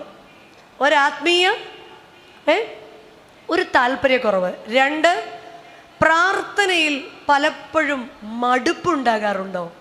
ഇച്ചിരി കഴിഞ്ഞ്, ഇന്നിപ്പോൾ എഴുന്നേറ്റ് താമസിച്ചു, ഇനിയിപ്പോൾ കാപ്പി ഇട്ട് കുടിച്ചു, ഒന്നിച്ച് ഇച്ചിരി കഴിഞ്ഞ് അല്ലേ, അന്നേരം പുള്ളിക്കാരനെ വിളിക്കുമ്പോൾ പുള്ളിക്കാരൻ പറഞ്ഞു ഞാൻ നടക്കാൻ പോകും, എന്നാൽ പിന്നെ തിരിച്ചു വന്നിട്ട് അങ്ങനൊരു മടുത്ത ആത്മീയത, തണുത്ത ആത്മീയത. ചിലരെങ്ങനെയാണെന്നറിയോ? ദോഷം പറയരുതല്ലേ, എല്ലാം ചൊല്ലുന്നുണ്ട്, എന്നാൽ നിന്മാതാവ് വിശുദ്ധന്മാർ എന്ന് പറഞ്ഞാൽ പോലും എന്താന്ന് ഇത്രയും കാലമായിട്ട് വയസ്സ് 70 പക്ഷെ അങ്ങനെയൊന്നും പറഞ്ഞാൽ എന്നതാണെന്നൊന്നും എന്നോട് ചോദിക്കരുത്. ഇങ്ങനെ ചൊല്ലി തീർക്കുന്ന ആളാണോ ഞാൻ? ചിലർ പള്ളിയിലൊക്കെ വന്ന് കയ്യും കെട്ടി നിൽക്കുന്നത് കണ്ടാൽ ഇന്ന് കഴിഞ്ഞ് നാളെ തൊട്ട് യുദ്ധം പ്രഖ്യാപിക്കാൻ വന്ന് നിൽക്കുന്ന പോലെയാണ് അല്ലേ? കൈയൊക്കെ കെട്ടി ഇങ്ങനെ മേളിലോട്ട് നോക്കി, ചുണയുണ്ടെങ്കിൽ ഇങ്ങനെ കയ്യും കെട്ടി നിൽക്കുന്നൊരവസ്ഥ. നമ്മളെ അങ്ങനെ പറയരുത്, കൈ കെട്ടി നിൽക്കത്തില്ല. അനന്തവിഹായസിൽ കൂടി പറന്ന് മോളുടെ അടുത്ത് ഓസ്ട്രേലിയയിൽ പോയി തിരിച്ചു വന്ന്, അല്ല മോളുടെ അടുത്തോട്ട് ഒരാൾ പോകുന്നുണ്ട്, ഉപ്പേരി കൊടുത്തു വിടണോ അതോ അവരോട് എങ്ങനെയാണ് ചോദിക്കുന്നത്? അതൊക്കെ എപ്പോഴാണ് നമ്മൾ ചിന്തിച്ചുകൊണ്ടിരിക്കുന്നത്? ഇപ്പോൾ ചിന്തിക്കുന്നവരുണ്ട്, കുർബാനയെ ചിന്തിക്കുന്നവരുണ്ട്, ഇങ്ങനെ കയ്യും കെട്ടി വെറുതെ നിൽക്കുന്ന ആത്മീയത. പിന്നെ അടുത്ത ആത്മീയത എന്താണെന്നറിയോ? ആചാരങ്ങൾക്കൊന്നും ഒരു കുറവുമില്ല. അപ്പോൾ അടുത്ത അച്ഛൻ വന്നിട്ട് പറയും, അല്ല ഇവിടെ അതിൻ്റെ ആവശ്യമില്ല, ഇതിപ്പോൾ മാതാവിൻ്റെ പള്ളി. അച്ഛൻ അത് പറഞ്ഞാൽ പറ്റത്തില്ല, ഇവിടെ അത് ഇവിടെ അത് വേണം. എല്ലാ പള്ളിയിലും കൊടിയുണ്ടെങ്കിൽ ഞങ്ങളുടെ പള്ളിയിലും, എല്ലാ പള്ളിയിലും ചെമ്പുണ്ടെങ്കിൽ ഞങ്ങൾക്കും എന്ത് വേണം? അല്ല അപ്പം അച്ഛൻ ചോദിക്കും, അങ്ങനെ പറഞ്ഞാൽ എന്തുവാ? അങ്ങനെ പറഞ്ഞാൽ എന്തുവാ എന്നുള്ളതല്ല ഇവിടുത്തെ ശീലം. അല്ലെങ്കിൽ അച്ഛൻ തിരുമേനിയോട് പറഞ്ഞിട്ട് മാറിക്കോ. എന്താ ഇതിൻ്റെ അർത്ഥം എന്നൊന്നും അറിഞ്ഞൂടാ, വെറുതെ ഇങ്ങനെ ആചാരങ്ങൾ ഇങ്ങനെ തീർത്ത് വരിക. ചില സമയത്ത് നമുക്കുള്ള നമ്മുടെ പ്രാർത്ഥനയുടെ പേരെന്താണെന്നറിയോ? Divine hypocrisy. ഞാനൊരു ഭക്തനാണ്, പക്ഷെ നിങ്ങളുടെ ഒന്നും കാര്യത്തിൽ എനിക്കത്ര കോൺഫിഡൻസ് ഇല്ല. ഡിവൈൻ ഹിപ്പോക്രാറ്റായിട്ട് നമ്മളിൽ കുറച്ച് പേര്, അങ്ങനെ കുറച്ച് പേര്, ചിലർ മറ്റുള്ളവർ പള്ളിയിൽ എങ്ങനെയാണ്, അച്ഛൻ ശരിയല്ല, ഈ അച്ഛൻ ഒന്നും ശരിയല്ല, പിന്നെ നമ്മൾ എന്തിനാണ്, ആരും ശരിയല്ല പള്ളിയിൽ, അതുകൊണ്ട് ഞാൻ പോണോ വേണ്ടിയോ എന്ന് ഒന്ന് ആലോചിക്കണം, അങ്ങനെ പറയുന്ന കുറച്ച് പേര്. പിന്നെ കുറച്ച് പേർക്ക് ഒരാഴ്ച മുഴുവൻ വീട്ടിലൊക്കെ വെറുതെ ഇരുന്ന് നമ്മളെല്ലാവരെയും കൂടെ കാണാൻ പറ്റുന്ന ഒരു മിംഗ്ലിങ്ങും ഒരു സന്തോഷവും അല്ലേ, അത് കഴിഞ്ഞ് കാപ്പിയൊക്കെ കുടിച്ച്. ഇതാണ് ഒരു ആത്മീയ ഡ്രൈനസ്. ഈ ഡ്രൈനസ്, ആത്മീയ ബന്ധത്തിലെ അഭാവം നമ്മുടെ തലമുറയെ ദൈവത്തിൽ നിന്ന് അകറ്റും. നമ്മൾ വീട്ടിൽ ഈ കാണിക്കുന്നത് നമ്മളെയല്ല, നമ്മൾ ഇങ്ങനെയൊക്കെ പറഞ്ഞാലും വീണ്ടും പള്ളി വരും. കുറച്ച് നാൾ കഴിയുമ്പം ഇതൊക്കെ കഴിഞ്ഞ് കഴിയുമ്പോൾ നമ്മൾ വീണ്ടും ഇവിടേക്ക് തന്നെ വരും. പക്ഷെ ഇത് കണ്ടുപിടിക്കുന്ന തലമുറ ദൈവത്തെ, നമ്മൾ കണ്ട ദൈവം ആരാന്നറിയോ? നമ്മൾ ഈ ട്രിവാൻഡ്രം എയർപോർട്ടിൽ കാണുന്ന ഫ്ലൈറ്റാണ് നമ്മൾ കണ്ട ദൈവം. പക്ഷെ നമ്മുടെ തലമുറ കാണുന്ന ദൈവം ആരാന്നറിയോ? ഇല്ല, ആകാശത്ത് പറക്കുന്ന ആ കുഞ്ഞി പൊട്ടായ ഫ്ലൈറ്റിനെയാണ്. രണ്ടും ദൈവം തന്നെയാണ്. നമ്മുടെ മനസ്സിൽ ഇങ്ങനെയൊക്കെ ആണെങ്കിലും അറ്റ് ലാസ്റ്റ് നമ്മൾ എവിടെ വരും? പക്ഷെ നമ്മളുടെ വാക്കുകൾ കൊണ്ട്, നമ്മളുടെ പ്രവൃത്തികൾ കൊണ്ട് ദൈവത്തെ ദൂരെയാക്കി കാണിക്കുന്ന ഒരു പ്രവണത എൻ്റെയും നിങ്ങളുടെയും ജീവിതത്തിലുണ്ടെങ്കിൽ അത് ആത്മീയ ഡ്രൈനസ് തന്നെയാണ്. ഈ ആത്മീയത എന്ന് പറയുമ്പോൾ ചില അച്ചടക്കം നമ്മൾ പാലിച്ചേ മതിയാവൂ. ഇവിടെ അക്സയെ പോലെ ചോദിക്കേണ്ടത് ദൈവസന്നിധിയിൽ ചോദിക്കാൻ നമുക്ക് പ്രാപ്തി വേണം.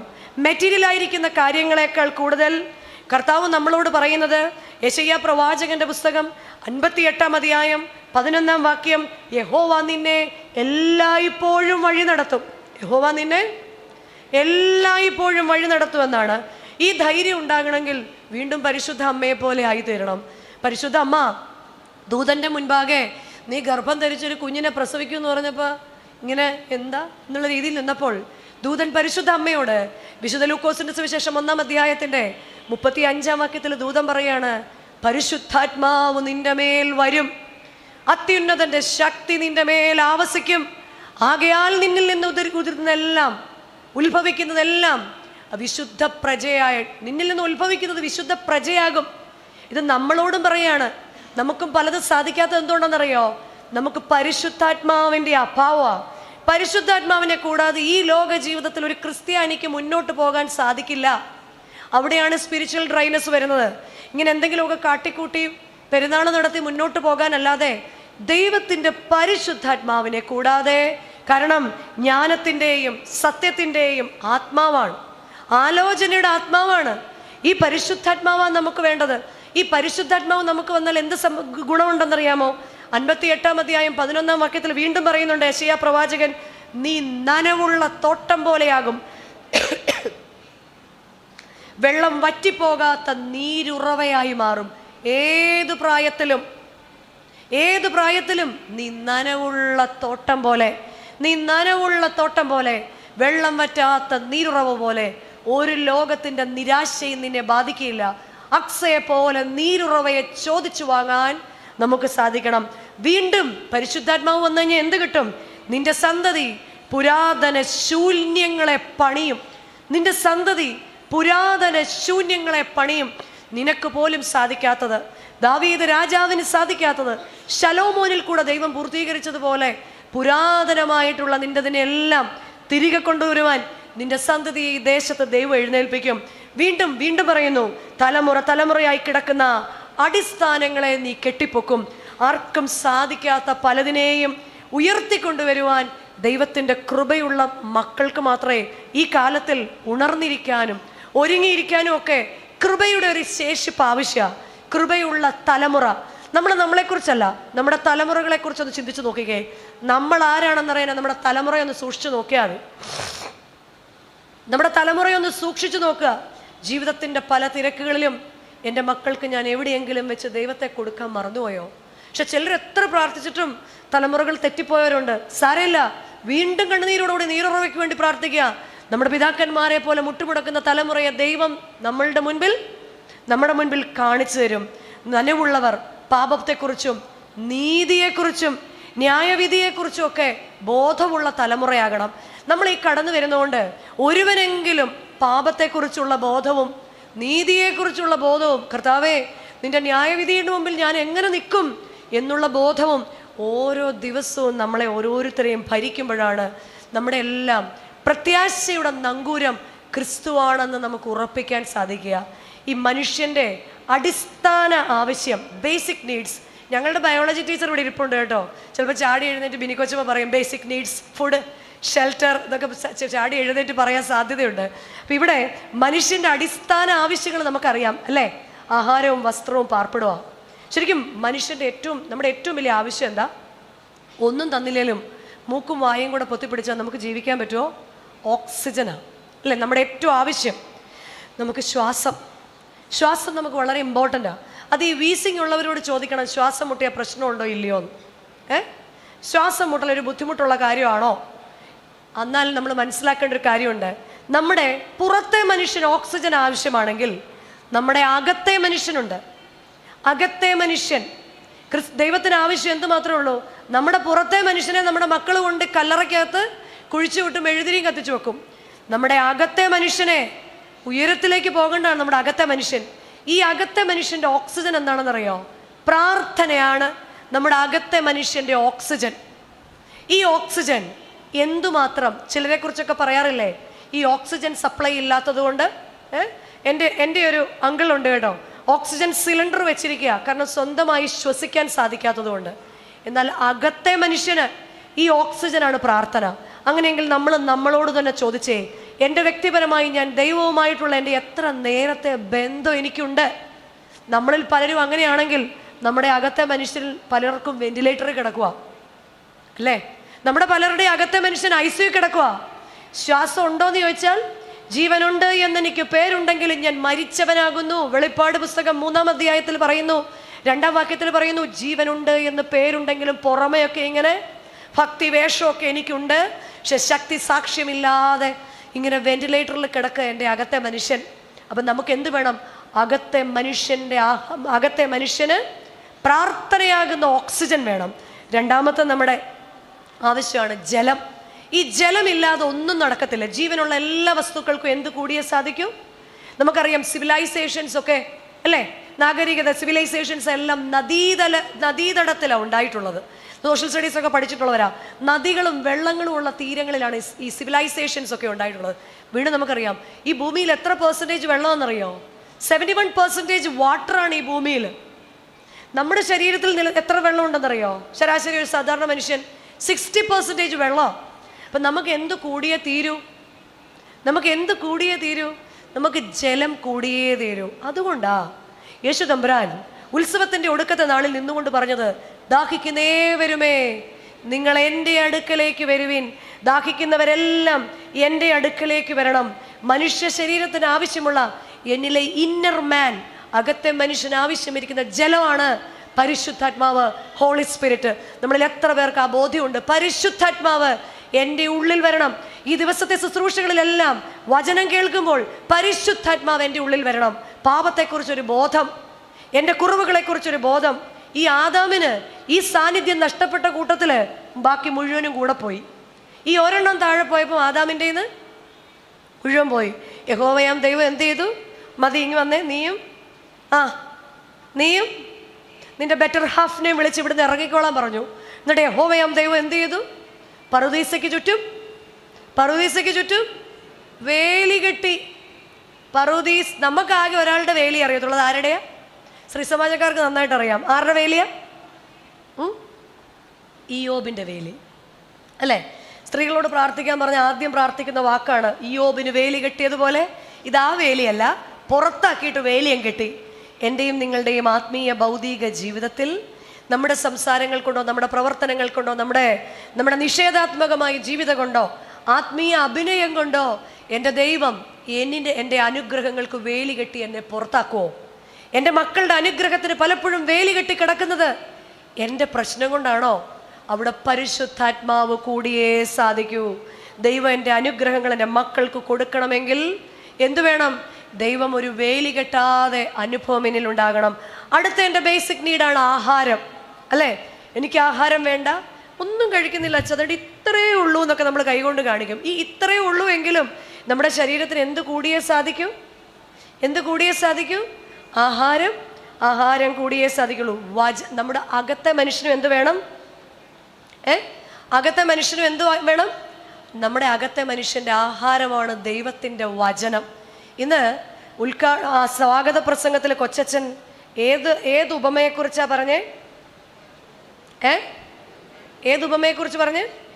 വിത്തുകളുടെ, അല്ലേ? ശീമാ നമസ്കാരത്തിൽ നമ്മൾ പാടാറുണ്ട്, ഞങ്ങളെ നിലമാക്കണമേ നാഥാ നിൻ കൃപയാൽ. ബാക്കി പാട്. തിരുവചനത്തിൻ വിത്തുകളാത്മാവിൽ വളരണമേ, ഞങ്ങളെ നിലമാക്കണമേ നാഥ. എങ്ങനെ? തിരുവചനത്തിൻ്റെ വിത്തുകൾ ഞങ്ങളുടെ ഉള്ളിൽ കിളിക്കാൻ. നമ്മളെല്ലാം വചനം കേൾക്കുന്നുണ്ട്. ഈ വചനം എന്തെങ്കിലും അകത്തിരിപ്പുണ്ടോ? വേണമെന്ന് വിചാരിക്കും. ഇതൊന്നും കഴിഞ്ഞ ദിവസം ഒരാൾ എന്നോട് പറഞ്ഞു, ടീച്ചർ എവിടെയെങ്കിലുമൊക്കെ പോയി പ്രാർത്ഥിക്കണമെന്നുണ്ട്. പക്ഷെ അവിടോട്ട് ഞാൻ പഠിച്ചുകൊണ്ടൊക്കെ പോകും. അവിടെ ചെന്ന് നിൽക്കുമ്പം അതെല്ലാം അങ്ങ് പോകും. അവിടെ ചെല്ലുമ്പോൾ അതെല്ലാം ഞാൻ ചോദിച്ചു, പിന്നെ എന്ത് ചെയ്തു? പിന്നെ ഞാൻ പാമ്പാക്കുട നമസ്കാരം കൊണ്ടുവന്ന് വായിക്കും, അല്ല ഇപ്പം എന്തോ ചെയ്യാൻ. ആഗ്രഹമുണ്ട്, പക്ഷെ അതിങ്ങോട്ട് എൻ്റെ വചനത്തിൻ്റെ വിത്തുകൾ. വചനം എന്നെ കഴുകണം, വചനം എന്നെ കീറണം, വചനം എന്നെ ഉരയ്ക്കണം, വചനം എന്നെ പോളിഷ് ചെയ്യണം. എന്നിട്ട് നല്ല നിലമാക്കിയിട്ട് ദൈവത്തിൻ്റെ പരിശുദ്ധാത്മാവ് ഉണ്ടെങ്കിൽ മാത്രമേ. ഇന്ന് നമ്മൾ ഫുഡിനെ കുറിച്ച്, നമ്മുടെ മക്കളെക്കുറിച്ച് ഭയങ്കര നമ്മൾ കോൺഷ്യസാണ്. കാരണം എന്താ? നമ്മുടെ കുഞ്ഞുങ്ങളെല്ലാം കുറേ ആഹാരം കഴിക്കുന്നുണ്ട്, പക്ഷെ ഹെൽത്തി ആയ ഫുഡ് നമ്മുടെ മക്കൾ കഴിക്കുന്നില്ല എന്നുള്ള വലിയ ടെൻഷനാണ്. അതാണ് നമ്മുടെ അകത്തെ മനുഷ്യനും നമ്മുടെ മക്കൾക്ക് ഹെൽത്തി ഡയറ്റാണോ വചനം? നമ്മുടെ മക്കൾ വചനം വായിക്കുന്നത് എങ്ങനെയാ? പരീക്ഷയുടെ അന്ന് രാവിലെ നമ്മൾ പറയും, മോനെ ബൈബിള്. അപ്പം നമ്മുടെ മക്കൾ എന്ത് ചെയ്യും? ഈ നടുക്കൂന്ന് ഇങ്ങനെ എടുത്തിട്ട്, ഞാൻ എൻ്റെ കണ്ണ് പർവ്വതങ്ങളിലേക്ക് ഉയർക്കുന്നു, എൻ്റെ സഹായം എവിടെ നിന്ന് വരും? എൻ്റെ സഹായം ആകാശവും ഭൂമിയും സൃഷ്ടിച്ച എൻ്റെ സഹായം ആകാശവും ഭൂമിയും സൃഷ്ടിച്ച യഹോവയിൽ നിന്ന് വരും. കഴിഞ്ഞു. ഇന്നത്തെ വചന ധ്യാനം ഇവിടെ അവസാനിച്ചിരിക്കുന്നു. കഴിഞ്ഞു. ഇങ്ങനെയാണ് നമ്മളുടെ പലരുടെയും, അല്ലേ? ബാക്കിയെല്ലാം നമ്മുടെ വീട്ടിൽ സെപ്പറേറ്റ് ഉണ്ട്. പക്ഷേ ഈ വേദപുസ്തകം എല്ലാവർക്കും കൂടെ ഒരെണ്ണം ഷോക്കേസ് വെച്ചിട്ടുണ്ട്. വേണ്ടപ്പോൾ മാത്രം. ഇത് ഞാൻ ജപ്പാനിൽ പോയപ്പോൾ കൊണ്ടുവന്നതാണ്, ഇത് ഞാൻ ടോക്കിയോയിൽ നിന്ന് ഇറങ്ങിയപ്പോൾ വാങ്ങിച്ചതാണ്, ഇത് ഞാൻ ISROയിൽ നിന്ന് ഇങ്ങനെ പറയും. പക്ഷെ ഇത് മാത്രം എന്താണ്? ഇത് ഞങ്ങൾ കല്യാണത്തിന് കിട്ടിയതാണ്, അത് ഞങ്ങൾ എവിടെ വെച്ചിട്ടുണ്ട്? ഷോക്കേസിൽ. എല്ലാവർക്കും കൂടെ ഒരെണ്ണമേ ഉള്ളൂ. ഇതിൻ്റെ പേരിൽ ആർക്കും ഇവിടെ ഒരു പരാതിയില്ല, ആരും തമ്മിൽ വഴക്കുമില്ല. അത് എവിടെ ഇരിപ്പുണ്ട്? അതിൻ്റെ ഏറ്റവും വലിയ ഉദാഹരണം എന്താണെന്നറിയോ? ഈ മദ്ബഹായിലോട്ട് കയറ്റാൻ നമുക്ക് നല്ല ഉത്സാഹമാണ്. എന്നിട്ട് ബാറിക്കുമോർ ഇത്ത കേട്ടിട്ടില്ലേ? പൗലോസ് ലീഗയ്ക്ക് പോലും സഹിക്കാൻ വയ്യാത്ത രീതിയിലാണ് നമ്മുടെ മക്കൾ വായിക്കുന്നത്. പലപ്പോഴും നമുക്ക് ലജ്ജ തോന്നും. നമ്മുടെ ഈ നാട്ടിൽ ജനിച്ച് വളരുന്ന നമ്മുടെ മക്കൾ വായിക്കുന്നത് കേൾക്കുമ്പോൾ നേരെ ഞങ്ങൾ അറിയിച്ചതിനെതിരായിട്ട് വേറെ ആരെങ്കിലും അറിയിച്ചാൽ എന്ന് പറഞ്ഞ പൗലോസ് ലീഗയുടെ ലേഖനങ്ങൾ വായിക്കുന്നത് കേട്ടാൽ അമ്മമാർക്ക് മാത്രം സന്തോഷം തോന്നും. അച്ഛാ, അവൻ ഇത്രയൊക്കെ വായിക്കുന്നു ഉണ്ടല്ലോ, വയസ്സ് 16 വായിക്കുന്നത് കേട്ടാൽ അച്ഛൻ ഒരു നിവൃത്തിയില്ലാത്തതുകൊണ്ട് അവിടെ നിന്ന് ഇറങ്ങി വന്ന്, പണ്ടത്തെ അച്ഛന്മാരൊക്കെ ആണെങ്കിൽ ഒറ്റയടിക്ക് തിരിച്ചു കളയും. ഇപ്പം അങ്ങനെ തിരിച്ചു കഴിഞ്ഞാൽ നാളെ ഇവരെവിടെ ഇരിക്കും? തിരുവനന്തപുരം ഭദ്രാസനത്തിൻ്റെ ഏറ്റവും അങ്ങേ മൂലയ്ക്ക്. അതുകൊണ്ട് അവരൊന്നും എന്തുകൊണ്ടാ? വചനം ഉറക്കെ വായിക്കാൻ നമ്മുടെ മക്കളെ വീട്ടിൽ ശീലിപ്പിക്കണം. അതിനാദ്യം എന്തു ചെയ്യണം? മദർ തെരേസ പറയുന്നുണ്ട്, it is very easy to show example, but it is very difficult to be an example. വായിച്ച് ഞങ്ങളുടെയൊക്കെ ചെറുപ്പത്തിൽ ഞാൻ ഓർക്കുന്നുണ്ട്, ഈ കുഞ്ഞു കാര്യങ്ങൾ കള്ളത്തരമൊക്കെ ചെയ്യുന്ന എപ്പോഴായിരുന്നെന്നറിയോ? എൻ്റെ ഫാദർ ചെറുപ്പത്തിൽ ഈ സന്ധ്യ ആയിക്കഴിഞ്ഞാൽ, ജോലി കഴിഞ്ഞ് വന്ന് സന്ധ്യ ആയിക്കഴിഞ്ഞാൽ പിന്നെ ഒരു 1/4 മണിക്കൂർ ഇങ്ങനെ ഉറക്കെ വായിക്കും. ആ സമയത്താണ് ഞങ്ങൾ അങ്ങോട്ടും ഇങ്ങോട്ടും ഓടുന്നതും കാര്യങ്ങൾ നടത്തുന്നതും, ഇല്ലേ? പക്ഷെ നമ്മളുടെ ആ കൊച്ചു പ്രായം കഴിഞ്ഞപ്പോൾ നമ്മളുടെ ഉള്ളിൽ എന്തു പതിഞ്ഞു? സന്ധ്യയിൽ ഇങ്ങനെ വായിക്കുന്ന ഒരപ്പനും ഒരമ്മയും ഒക്കെ കണ്ടു വളരുമ്പോൾ മാത്രമാണ് നമ്മുടെ ഇന്നറായിട്ടുള്ള നമ്മുടെ ആത്മാവിന് ഹെൽത്തി ഡയറ്റ് നമ്മൾ കൊടുക്കുന്നുള്ളൂ. പിന്നെ നമുക്ക് അടിസ്ഥാനപരമായ ആവശ്യമാണ് വസ്ത്രം. വസ്ത്രത്തിൻ്റെ കാര്യത്തിൽ നമ്മളെ സംബന്ധിച്ച് ഒരു കുറവുമില്ല അല്ലേ? ഇന്ന് ഇങ്ങോട്ട് വരാൻ നേരത്ത് തന്നെ നമ്മൾ ഒരു സാധനം തപ്പാൻ വേണ്ടി എന്ത് ചെയ്ത് കാണും? മുഴുവൻ ഇങ്ങോട്ട് വാരി എടുത്തിട്ട് ഇത് മുഴുവനും എടുത്ത് അല്ലേ ഒരെണ്ണം എടുക്കും. ഇതെല്ലാം ഇഷ്ടം പോലെയാ. പക്ഷെ ആത്മീയ വസ്ത്രത്തിൻ്റെ അവസ്ഥ എന്താ? സക്രിയ പ്രവാചകന്റെ പുസ്തകം 3-ാം അധ്യായത്തിൻ്റെ 3-ാം വാക്യത്തിൽ പ്രവാചകനായിരിക്കുന്ന യോശുവായ്ക്ക് നേരെ സാത്താൻ കുറ്റം ചുമത്തുന്നുണ്ട്. കാരണം എന്താണെന്നറിയോ? അവൻ്റെ ആത്മീയ വസ്ത്രം മുഷിഞ്ഞിരിക്കുന്നു. സാത്താൻ പറയുന്നതിന് കാരണം അവൻ്റെ വസ്ത്രം മുഷിഞ്ഞിരിക്കുന്നു. അവൻ്റെ വസ്ത്രം മുഷിഞ്ഞിരിക്കുന്നു. എൻ്റെ ആത്മീയ വസ്ത്രം എങ്ങനെയാ? ഞാൻ എന്തിനാണ് ദൈവസന്നിധിയിൽ മുട്ടുമടക്കുന്നത്? ഞാൻ എങ്ങനെയാണ് ദൈവസന്നിധിയിൽ മുട്ടുമടക്കുന്നത്? ഞാൻ എങ്ങനെയാണ് എൻ്റെ ആലയത്തിൽ വന്ന് നിൽക്കുന്നത്? ഞാൻ എന്താണ് എൻ്റെ ആലയത്തിൽ കേൾക്കുന്നത്? പരിശുദ്ധ കുർബാനയിലേക്ക് ഞാൻ കടന്നു വരുന്നത് എപ്പോഴാ? അച്ഛാ ട്രാഫിക് ആയിരുന്നു. എന്തായിരുന്നു പറയേ? ട്രാഫിക് ആയിരുന്നില്ലേ? എയർപോർട്ടിൽ അങ്ങനെ നമ്മൾ പോവോ? എയർപോർട്ടിൽ നമ്മൾ അങ്ങനെ പോവോ? വെബ് ചെക്ക് ഇൻ ചെയ്താൽ പോലും 1 മണിക്കൂർ മുമ്പേ നമ്മളവിടെ പോയി എന്ത് ചെയ്യും? ഇങ്ങനെ താടിക്കും കൈ കൊടുത്ത്. അല്ലെങ്കിൽ നമ്മളെ കൂട്ടാതെ ആര് പോവും? ട്രെയിനിൽ കയറാനാണെങ്കിൽ നമ്മളിങ്ങനെ പോവോ? ചെല്ലുമ്പോൾ എന്തേ കാണുള്ളൂ? ട്രെയിനിൻ്റെ ബാക്കിലെ എക്സ് ഇല്ലേ? പക്ഷെ നമ്മൾ ഇവിടെ വരുമ്പോൾ മാത്രം എന്തു പറയും? അച്ഛാ എന്തായിരുന്നു? ട്രാഫിക് ആയിരുന്നു. അച്ഛൻ ആദ്യം തന്നെ ഇവിടെ വരും. അച്ഛൻ മണിയടിക്കുമ്പോൾ കൗമ നമസ്കരിക്കും. എന്നിട്ട് അച്ഛൻ ചൊല്ലും, നിഷ്ഠയിൽ നിന്നെ പെറ്റ പാവന കന്യകയോടൊപ്പം നാഥാദേവാ നൽകുക യോഗ്യത നിൻ സ്തുതി പാടാൻ. അച്ഛൻ തിരിഞ്ഞു നോക്കൂ, ആരുമില്ല. മുന്നം നിന്നാഗമനം ചൊല്ലിയ നൽനിബിയരോടൊപ്പം. അപ്പോൾ കറുകലച്ചൻ കൊച്ചച്ഛനെ നോക്കും. അപ്പോൾ കൊച്ചച്ഛൻ തിരിഞ്ഞിങ്ങോട്ട് നോക്കും, ആരുമില്ല. മഹിതന്മാർ ബസേലിയോസ് ഗ്രിഗോറിയോസ് ഇവരൊപ്പം. കൊച്ചച്ഛൻ വലിയച്ഛനെ ധൈര്യപ്പെടുത്തും, സാരമില്ല, മഹിതന്മാർ ബസേലിയോസും ഗ്രിഗോറിയോസ് പിതാക്കന്മാരെല്ലാം വന്നിട്ടുണ്ട്. ഉജ്ജ്വല ദീപമെടുത്തോരൻ അറിവേറിയ നാരികളൊപ്പം. വലിയച്ഛൻ കൊച്ചച്ഛനോട് തിരിച്ചു പറയും, ബുദ്ധിയുള്ള കന്യകമാരെല്ലാം വന്നിട്ടുണ്ട്, അല്ലാത്തവരെല്ലാം ആരാണച്ചാ? ബോഷന്മാരാ. വേണ്ടപ്പോൾ വന്നോളും. അങ്ങനെ നമസ്കാരത്തിന് ശേഷം, നമസ്കാരം എപ്പോഴെങ്കിലുമൊക്കെ ആകുമ്പോൾ നമ്മൾ ഓടിപ്പിടിച്ച് ഇങ്ങോട്ട് വരും. നമ്മൾ വരുമ്പോൾ കാണുന്ന കാഴ്ച എന്താണെന്നറിയോ? കൊച്ചച്ഛൻ നേരത്തെ തുയോബോയ്ക്ക് കയറി, വലിയച്ഛൻ ഇതുവഴി ഇങ്ങനെ കയറി പോകുന്ന. ഇതിനു മുമ്പിരുന്ന അച്ഛന്മാർക്കൊന്നും ഇത്ര ധൃതി ഇല്ലായിരുന്നു. ഈ അച്ഛൻ വന്നേ പിന്നെയാണ് ഇത്ര നേരത്തെ അകത്തോട്ട്. ഇവിടെ തുടങ്ങിയിട്ട് 3/4 മണിക്കൂർ കഴിഞ്ഞു. അച്ഛനങ്ങോട്ട് കയറിപ്പോയി, ഞാൻ വരികയും ജസ്റ്റ് മിസ്. ഇറങ്ങുമ്പോഴെല്ലാം പറയും, ഇങ്ങനെ പോയാൽ ശരിയാവത്തില്ല കേട്ടോ. നമ്മൾ കഷ്ടപ്പെട്ട്, പണ്ടുള്ളവർക്ക് ഈ ദേശത്ത് എല്ലാം കൂടെ ഒരു പള്ളി ഉണ്ടായിരുന്നുള്ളൂ. തലേ ദിവസം മുതൽ അവർ ഒരുങ്ങുമായിരുന്നു. അത് പറയുമ്പോൾ നമ്മൾ പറയും, നമ്മളെപ്പോലത്തെ പ്രാരാബ്ദമൊന്നും അവർക്ക് പ്രാരാബ്ദമേ ഉണ്ടായിരുന്നുള്ളൂ. വെളുപ്പിനെ പശുവിന് വെള്ളം കൊടുത്തിട്ടായിരുന്നു അവരെന്ത് ചെയ്തുകൊണ്ടിരുന്നത്? എഴുന്നേറ്റ് വന്നുകൊണ്ടിരുന്നത് അല്ലേ? നമ്മൾ ഷുഗറിൻ്റെ ഒരു ഗുളിക വായിലിട്ടിട്ടെങ്കിൽ പോന്നാൽ മതി. നമ്മളെ സംബന്ധിച്ച് അച്ഛൻ അങ്ങ് കയറി പോവുകയും, ഞാൻ എന്തിനു വന്നതായിരുന്നു? കുർബാന സ്വീകരിക്കാൻ. വലിയ കാര്യത്തിൽ വന്നപ്പോഴത്തേക്ക് അച്ഛന്മാരങ്ങ് കയറി.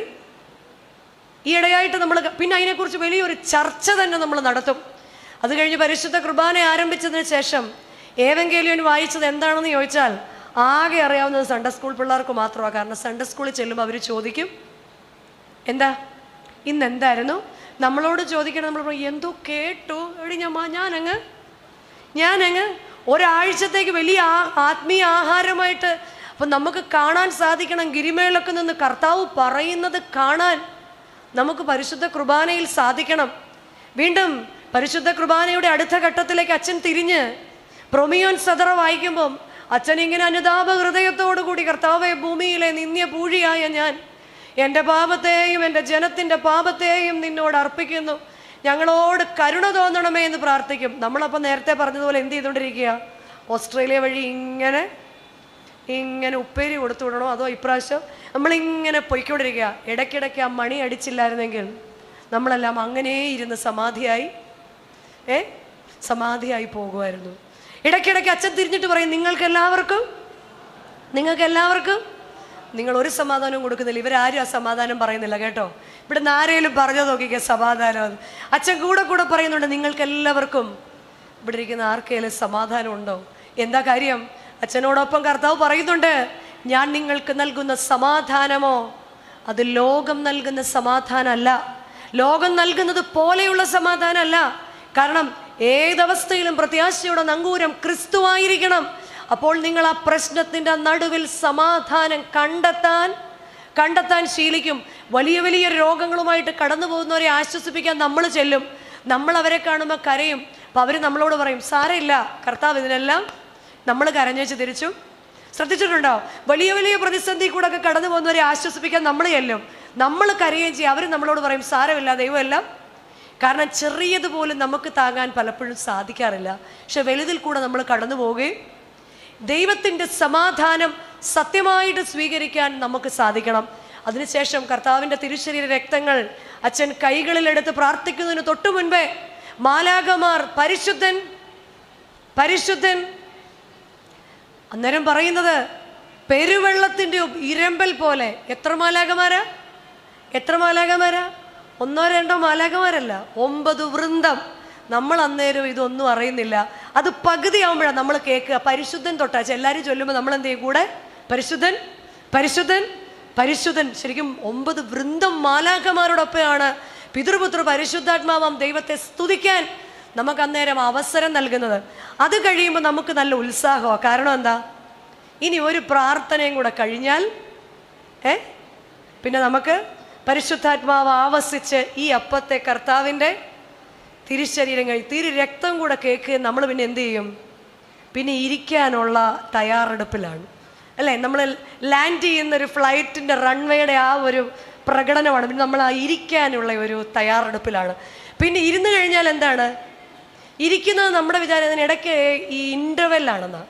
കുറച്ച് പേർക്ക് ഇരിക്കാഞ്ഞിട്ടുള്ള ബുദ്ധിമുട്ട്, കുറച്ച് പേർക്ക് പുറത്തിറങ്ങാഞ്ഞിട്ടുള്ള ബുദ്ധിമുട്ട്. പുറത്തിറങ്ങി അവിടെ നിന്ന് ഇച്ചിരി വർത്താനം പറഞ്ഞ് ഇവിടെ നിന്ന് ഇച്ചിരി അവിടെ ചാരിയിരുന്ന് ഇവിടെ ചാരിയിരുന്ന് അത് കഴിഞ്ഞ് വർത്താനം തീരാത്തത് കൊണ്ട് തുബ്ദേൻ കഴിഞ്ഞാലും നമ്മൾ പലപ്പോഴും അകത്തോട്ട് കയറത്തില്ല. കാരണം പറഞ്ഞ് നിർത്തുന്ന പോയിന്റ് അങ്ങോട്ട്. ഇവിടെ എല്ലാവരും എഴുന്നേറ്റ് നിൽക്കുന്നത് എപ്പോഴാണെന്നറിയോ? അൻപുടയോനെ പാടുന്ന സമയത്ത്. അന്നേരം എന്തായാലും അച്ഛൻ മാറായിട്ടിരിക്കുക. അപ്പം നമ്മളില്ലെങ്കിലും പതുക്കെ ചെന്നാൽ കർത്താവിൻ്റെ തിരുശരീരത്തെ ഖണ്ഡിക്കുന്ന ശുശ്രൂഷ നടന്നുകൊണ്ടിരിക്കുക. എനിക്ക് വേണ്ടി മുറിക്കപ്പെട്ടവൻ, എനിക്ക് വേണ്ടി തകർക്കപ്പെട്ടവൻ, എനിക്ക് വേണ്ടി കാൽവരിയിൽ രക്തം ചിന്തിയവൻ, എന്നെ രക്തത്താൽ വിലയ്ക്ക് വാങ്ങിയവൻ, എനിക്ക് വേണ്ടി നിന്ന സഹിച്ചവൻ, 3 ആണിമേൽ ഞാന്ന് കിടന്ന് ലോകത്തിൻ്റെ നിന്നയെ മുഴുവൻ എനിക്ക് വേണ്ടി ഏറ്റെടുത്തവൻ, ലോകത്തെ മുഴുവൻ രക്ഷിക്കുവാൻ വേണ്ടി നഗ്നനായി തൂങ്ങിക്കിടന്നവൻ, ഒരമ്മ കണ്ടു നിൽക്കെ ഒരു യുവാവ് ഒരു നഗ്നനായി തൂങ്ങിക്കിടന്ന് ഈ ലോകത്തെ മുഴുവൻ രക്ഷിക്കുവാൻ തൻ്റെ പ്രാണനെ വെടിഞ്ഞ, തൻ്റെ കൈകളിൽ ആണി ഇറക്കിയ, തൻ്റെ കാലുകളിൽ ആണി ആഴ്ന്നിറങ്ങി, തൻ്റെ വിലാവ് കുത്തി തുറന്ന് എനിക്ക് വേണ്ടി മുറിക്കപ്പെട്ടവൻ്റെ മുൻപിൽ കണ്ണുനീരോടുകൂടി നാം നിന്ന് നമ്മെ തന്നെ മുറിക്കേണ്ട സമയങ്ങളിലാണ് ഇത്ര റിലാക്സ് ആയിട്ട് നമ്മൾ ഇരിക്കുന്നത്. പലപ്പോഴും ഈ ആത്മീയ വസ്ത്രം അഴുക്കാവുന്നതിൻ്റെ കാരണം എന്താണെന്ന് നമ്മൾ ചിന്തിച്ചിട്ടുണ്ടോ? അത് കഴിഞ്ഞ് നമുക്കെല്ലാം ഇഷ്ടമാണ്. അത് കഴിഞ്ഞ് നാം ദൈവസ്തുതന്മാർ കഴിഞ്ഞ് കഴിയുമ്പോൾ അച്ഛൻ എന്ത് തുടങ്ങും? നിന്നാൾ സ്തുതിയോട്. അപ്പോഴാണ് യഥാർത്ഥത്തിൽ നമ്മളൊക്കെ എന്താവുന്നത്? ഒരു എനർജറ്റിക് ആവുന്നത്. കാരണം അത് കാണാതെ പഠിച്ച് നമ്മൾ വെച്ചിരിക്കുക. കൂടെ അങ്ങ് ആരെക്കുറിച്ചാണ് എന്താണെന്ന് നമുക്കറിയേണ്ട പ്രശ്നമില്ല, നമ്മൾ അതിൻ്റെ കൂടെ. എന്നാൽ ആ സമയത്ത് സ്വർഗം തുറന്നിരിക്കുന്നതും പരിശുദ്ധ അമ്മ രാജമുടി ചൂടി നിൽക്കുന്നതും സഹതയന്മാർ നിൽക്കുന്നതും സ്ലീഹന്മാർ നിൽക്കുന്നതും എല്ലാം കാണുവാൻ തക്കവണ്ണം ആത്മീയ നയനങ്ങൾ തുറക്കുമ്പോൾ മാത്രമാണ് നമ്മുടെ ആത്മീയ വസ്ത്രം കളങ്കമില്ലാതിരിക്കുന്നത്. അന്നേരം തൂകുന്ന കണ്ണുനീരാണ് നമ്മുടെ പാപത്തെ കഴുകി പരിശുദ്ധ കുർബാനയിൽ നമ്മെയും അവരോടൊപ്പം ലയിപ്പിക്കുന്നത്. അതിനുശേഷം പരിശുദ്ധ കുർബാനയുമായിട്ട് അച്ഛൻ വരുമ്പോൾ ഇത് നിങ്ങളുടെ കടങ്ങളുടെ പരിഹാരത്തിനും പാപങ്ങളുടെ മോചനത്തിനൊന്നും പറയുന്ന മാത്രം നമുക്കറിയാം. ഏറ്റവും പുറകെ നിൽക്കുന്നവർ ഇതൊരു കോമ്പറ്റീഷനാണെന്ന് പറഞ്ഞ് സൈഡിൽ കൂടെ ഒക്കെ നുഴഞ്ഞ് കയറി അല്ലേ? പരിശുദ്ധ കുർബാനയിൽ നമുക്ക് ചൊല്ലിത്തരുന്നൊരു പ്രാർത്ഥനയുണ്ട്. എൻ്റെ കർത്താവേ നിന്നെ ഭക്ഷിക്കാൻ എന്നെ യോഗ്യരാക്കണം. എന്തിന്? അവിടുത്തെ പരിശുദ്ധ ശരീരം ഞാൻ ഭക്ഷിക്കുമ്പം എന്ത് കിട്ടണം? എൻ്റെ ഹാപ്പി ബർത്ത്ഡേ ആണ് അതുകൊണ്ടാണോ? അല്ല, അവിടുത്തെ പരിശുദ്ധ ശരീരം ഭക്ഷിക്കുന്നത് മൂലം എൻ്റെ ദുർമോഹങ്ങൾ ക്ഷയിക്കണം. ജീവനുള്ള കാസായിൽ നിന്ന് ഞാൻ പാനം ചെയ്യുമ്പോൾ എൻ്റെ ദുർവികാരങ്ങൾ, ഞാനൊരു പുതിയ മനുഷ്യനാകണം. ഓരോ പരിശുദ്ധ കുർബാനയും സ്വീകരിക്കുമ്പോൾ ഞാൻ പുതിയ മനുഷ്യനാകണം. എൻ്റെ ആത്മീയ വസ്ത്രം വെളിപ്പാട് പുസ്തകത്തിൽ പറയുന്നത് പോലെ വെള്ള നീലയങ്കി ധരിച്ച് കയ്യിൽ കുരുത്തോലയും പിടിച്ച് കർത്താവിൻ്റെ വരവിനായിട്ട് ഒരുങ്ങുകയാണ്. അതിനുശേഷം പരിശുദ്ധ കുർബാനയെ പടിഞ്ഞാറോട്ട് എഴുന്നള്ളിക്കുന്ന സമയത്ത് ദോഷം പറയല്ലോ. അവിടെ ഇവിടെയും പോയിരിക്കുന്നവരെല്ലാം ഓടി നല്ല വാതിലിലും ചുറ്റും തെള്ളി അന്നേരം ഒരു പ്രാർത്ഥനയും. അന്നേരം പ്രാർത്ഥിക്കാൻ സമയം കിട്ടത്തില്ല കേട്ടോ. അത് കർത്താവിൻ്റെ രണ്ടാമത്തെ വരവിനെയാണ് കാണിക്കുന്നത്. കർത്താവ് ഇതുപോലെ വരും. അന്ന് ഒന്നിനും സമയമില്ല. ഊവോ എന്നോ ഇല്ല എന്നുള്ള ശബ്ദം മാത്രം. ഊവോ ഇല്ലയോ, അത് കർത്താവെ അങ്ങനെ ആയതുകൊണ്ട് ഇല്ല. ഊവോ ഇല്ലയോ, കർത്താവെ അന്ന് ഞാൻ നിന്റെ മുൻപിൽ നിൽക്കുമ്പോൾ പോകുവീൻ, ഞാൻ നിന്നെ അറിയുന്നില്ല എന്ന ശബ്ദം. ഇതായിരിക്കണം നമ്മളുടെ ഭൗതിക നീഡ്സ് ഒക്കെ ആവശ്യം തന്നെ, വേണ്ട എന്ന് പറയുന്നില്ല. പക്ഷെ സ്പിരിച്വൽ ഡ്രൈനസ് എന്നെ നശിപ്പിക്കും, എൻ്റെ തലമുറയെ നശിപ്പിക്കും, എൻ്റെ തലമുറയുടെ തലമുറയെ നശിപ്പിക്കും. നമ്മൾ പലപ്പോഴും പറയും വിദേശ രാജ്യങ്ങളിലൊക്കെ പള്ളികൾ അങ്ങനെയായി, പിന്നെ എന്തായി, പള്ളികൾ ബാറായി, പബ്ബായി. പക്ഷെ ഒന്നുമല്ല കേട്ടോ, എല്ലാം ഒന്നും അങ്ങനെയൊന്നും അല്ല കേട്ടോ. ഒരു സൈഡിൽ കൂടെ അങ്ങനെ ആയെങ്കിൽ മറ്റു സൈഡിൽ കൂടെ ശക്തിയായിട്ട് അവർ തിരിച്ചു പിടിച്ചിട്ടുണ്ട്. അച്ഛനൊക്കെ വിദേശ രാജ്യങ്ങളിലൊക്കെ പോകുന്നവരാ, അല്ലെങ്കിൽ വിദേശ രാജ്യത്ത് മക്കളൊക്കെ ഉള്ളവർ ഇതിനകത്തിലുണ്ട്. അവിടെ ചെന്നിട്ട് അങ്ങനെ തോന്നിയോ? അമേരിക്ക പോലുള്ള സ്ഥലങ്ങളിൽ നമ്മുടെ ഇന്നത്തെ തലമുറ ലജ്ജിക്കുന്ന രീതിയിലാണ് അവിടുത്തെ കുഞ്ഞുങ്ങൾ ചിട്ടയോടെ ആരാധനയിൽ നിൽക്കുന്നത്. എത്ര ചിട്ടയോടെ! നമസ്കാരങ്ങളെല്ലാം എല്ലാ നിറത്തിലും പാടാൻ അറിയുന്ന, പുസ്തകങ്ങൾ കൈ പിടിക്കുന്ന ചിട്ടയുള്ള ഒരു വലിയ ഗ്രൂപ്പിനെ നമുക്ക് കാണാൻ സാധിക്കും. ഇതെല്ലാം നഷ്ടപ്പെടുന്നത് എവിടെയാണെന്നറിയോ? നമ്മുടെ നാട്ടിലാണ്. അവിടെല്ലാം പോയി എന്ന് നമ്മൾ പറഞ്ഞുകൊണ്ടിരിക്കും. പക്ഷെ പോയി എന്ന് വിചാരിച്ചിടത്തൊക്കെ അവർ മുഴുവൻ ശക്തിയോടുകൂടി അത് തിരിച്ചു പിടിച്ചു. എന്നാൽ എൻ്റെ തലമുറ പോകാതിരിക്കണമെങ്കിൽ മുഴുവൻ ശക്തിയോടുകൂടി എൻ്റെ നിലം ഞാൻ നനച്ചേ മതിയാവും. അതിനാദ്യം ഞാൻ എൻ്റെ ആത്മീയ വസ്ത്രം, കർത്താവ് ഇന്ന് പ്രാർത്ഥിക്കണം, കർത്താവേ എൻ്റെ ആത്മീയ വസ്ത്രത്തിൽ ഭക്തൻ എന്ന പേരുള്ള അപ്പനാണോ ഞാൻ? ഭക്തൻ എന്ന വെറും പേരുള്ള അമ്മ, ഭക്തൻ എന്ന പേരുള്ള ഒരു വ്യക്തിയാണോ ഞാൻ? എൻ്റെ ഉള്ളറിയുന്ന ഒരു ദൈവമുണ്ട്. ദൈവത്തിൻ്റെ പരിശുദ്ധാത്മാവിനെ കൊണ്ട് അവസാനം പാർപ്പിടം. സദൃശ്യവാക്യം 18-ാം അധ്യായം 10-ാം വാക്യം, യഹോവയുടെ നാമം ബലമുള്ള ഗോപുരമാകുന്നു, നീതിമാൻ അതിലേക്ക് ഓടിച്ചെന്ന് അഭയം പ്രാപിക്കും. യഹോവയുടെ നാമം ബലമുള്ള ഗോപുരമാകുന്നു. ആരെല്ലാം ഉപേക്ഷിച്ചാലും ആരെല്ലാം തള്ളിയാലും യഹോവയുടെ നാമമാണ് ബലമുള്ള ഗോപുരം. ഈ ഗോപുരത്തിൽ അഭയം പ്രാപിക്കണമെങ്കിൽ തീർച്ചയായിട്ടും ദൈവത്തിൻ്റെ അടുക്കിലേക്ക് കടന്നു ചെല്ലാൻ കർത്താവ് എൻ്റെ സ്പിരിച്വൽ ഡ്രൈനസ്, ആത്മീയമായ വരൾച്ചയെ കർത്താവ് മാറ്റണമേ എന്ന് ഈ രാത്രിയിൽ പ്രാർത്ഥിക്കാം. ഇനിയുള്ള ദിവസങ്ങളിൽ കേൾക്കുന്ന വചനങ്ങളെല്ലാം എന്നെ ആഴത്തിൽ നനയ്ക്കാൻ, ഞാൻ നഷ്ടപ്പെടുത്തിയ കൃപ. ഇന്ന് വിത്തുകളുടെ ഉപമ കേട്ടു. അതിൻ്റെ കൂടെ അച്ഛൻ പറഞ്ഞു, ഗോതമ്പ് മണി നിലത്ത് വീണ് ചാകുന്നില്ല എങ്കിൽ അതങ്ങനെ തന്നെ ഇരിക്കും. ചത്തുവെങ്കിലോ വളരെ വിളവുണ്ടാകും. യേശുതമ്പുരാനെ കാണണമെന്ന് ആഗ്രഹിച്ച ആളുകളോട് യേശുതമ്പുരാൻ പറഞ്ഞ മറുപടിയാത്. യേശുവിനെ ഒന്ന് കാണണമെന്ന് പറഞ്ഞവരോട് പറഞ്ഞതാണ്, ഗോതമ്പ് മണി നിലത്ത് വീണ് ചാകുന്നില്ലെങ്കിൽ. ഈ ഇരിക്കുന്ന അവസ്ഥയിൽ വീണ്ടും കേട്ടിട്ട് തിരിച്ചു വന്നിട്ട് ഇത് 38ാമത്തെ കൺവെൻഷനാണ് അടുത്ത വർഷം കേൾക്കാൻ വന്നതുകൊണ്ടൊന്നും കാര്യം ആയില്ല. ഇവിടെ 2 ദിവസം നാലാഞ്ചിറ, അടുത്ത 2 ദിവസം എവിടെയാ? പേരൂർക്കട. അത് കഴിഞ്ഞ് 2 ദിവസം വണ്ടി പിടിച്ച് ഇങ്ങനെ നടന്നതുകൊണ്ട് കാര്യമായില്ല. കേൾക്കുന്നത് കർത്താവേ, ഈ വർഷത്തെ എല്ലാ ദിവസത്തെ വചന ശുശ്രൂഷയിൽ സംബന്ധിക്കുവാൻ ഇനി ഒരു കൺവെൻഷൻ കാലത്ത് ഞാനും നിങ്ങളും ജീവിച്ചിരിപ്പുണ്ടോ എന്ന് അറിയില്ല, നമുക്കറിഞ്ഞൂടാ. ഇന്നലെയും കണ്ടു, ചൂരൽമലയിൽ ഒരു മാസം 25 ലക്ഷം രൂപ കിട്ടിക്കൊണ്ടിരുന്ന കടമുറികളും വീടും പെൻഷനും എല്ലാവുമായിട്ട് കിട്ടിക്കൊണ്ടിരുന്ന ഒരാൾ ഓട്ടോറിക്ഷ ഓടിച്ച് 200 രൂപ ദിവസക്കൂലിക്ക് ഓട്ടോറിക്ഷ ഓടിക്കുക. ഒരു മാസം 25 ലക്ഷം രൂപ കടമുറികളുടെ വാടകയായും തൻ്റെ ജോലിയുടെ പെൻഷനായും ഒക്കെ കിട്ടിക്കൊണ്ടിരുന്നയാൾ ഇന്ന് 200 രൂപയ്ക്ക് ഒരാളുടെ ഓട്ടോറിക്ഷ. നമ്മുടെ നാട്ടിൽ കഴിഞ്ഞ വർഷം ചൂരൽമലയിലെ ആ വലിയ ദുരന്തത്തിൽ അതിശയത്തോടെ ഞാൻ ആ വാർത്ത വായിക്കുക. അവരിൽ നിന്നൊന്നും ഒട്ടും യോഗ്യത കൂടുതൽ നമുക്കില്ല, ഒട്ടും അവരിൽ നിന്നൊന്നും പ്രാഗൽഭ്യം പറയാൻ നമുക്കില്ല. പക്ഷെ എൻ്റെ ആത്മാവിനെ എനിക്ക് കഴുകി സൂക്ഷിക്കാൻ, ആത്മാവിന് ആവശ്യമായിരിക്കുന്ന ഓക്സിജൻ കൊടുക്കാൻ, ആത്മാവിന് ആവശ്യമായിരിക്കുന്ന പരിശുദ്ധാത്മാവിനെ, അതുകൊണ്ട് നമ്മുടെ പ്രാർത്ഥനകളിലെല്ലാം ദൈവത്തിൻ്റെ പരിശുദ്ധാത്മാവിനെ ഏൽപ്പിക്കാൻ, ഏത് വലിയ വെല്ലുവിളികളിലും ഈ പ്രത്യാശ നമ്മുടെ ആത്മാവിനൊരു നങ്കൂരമായിരിക്കണം. നമ്മുടെ വ്യക്തിപരമായ പ്രാർത്ഥനകളിലും നമ്മുടെ കുടുംബ പ്രാർത്ഥനകളിലും നമ്മുടെ ആരാധനകളിലുമെല്ലാം എൻ്റെ പ്രത്യാശ ക്രിസ്തുവിലാണ്. എന്ത് സംഭവിച്ചാലും, അമ്മ മറന്നാലും എന്നെ മറക്കാത്ത ഒരു ദൈവമുണ്ട്. അവൻ എൻ്റെ പേര് അവൻ്റെ ഉള്ളം കയ്യിലാണ് വരച്ചിരിക്കുന്നത്, അല്ലേ? ചിലപ്പോൾ അത് സംശയം തോന്നുമ്പം തമ്പ് ഓർക്കണം. വീണ്ടും അവൻ എന്നെ ഓർത്തനുഗ്രഹിക്കുന്ന ദൈവമാണ്. 3, അവൻ എൻ്റെ അവകാശമാണ്. അവൻ എൻ്റെ സ്വത്താണ്, അവൻ എൻ്റെ അവകാശമാണ്. പ്രത്യാശയിൽ ഉയർന്നു നിൽക്കാൻ, പ്രതീക്ഷയ്ക്കൊത്ത് ജീവിക്കുവാൻ പരിശുദ്ധ അമ്മയുടെ മധ്യസ്ഥത കാവലും കോട്ടയാകട്ടെ എന്ന് പ്രാർത്ഥിക്കുന്നു. പരിശുദ്ധ അമ്മ സാക്ഷ്യമുള്ളവളായി തീർന്നതുപോലെ, ധൈര്യത്തോടുകൂടി നമ്മുടെ മുൻപിൽ ജീവിച്ചതുപോലെ, എൻ്റെയും നിങ്ങളുടെയും ആത്മീയ ഭൗതിക ജീവിതങ്ങളിൽ ദൈവത്തിൻ്റെ ശബ്ദം കേട്ട് ധൈര്യത്തോടെ ജീവിപ്പാൻ ദൈവത്തിൻ്റെ പരിശുദ്ധാത്മാവ് നമ്മെല്ലാവരെയും സഹായിക്കട്ടെ എന്ന് പ്രാർത്ഥിച്ചുകൊണ്ട്, ആശംസിച്ചുകൊണ്ട് എൻ്റെ വാക്കുകളെ നിർത്തുന്നു. ദൈവം എല്ലാവരെയും അനുഗ്രഹിക്കട്ടെ.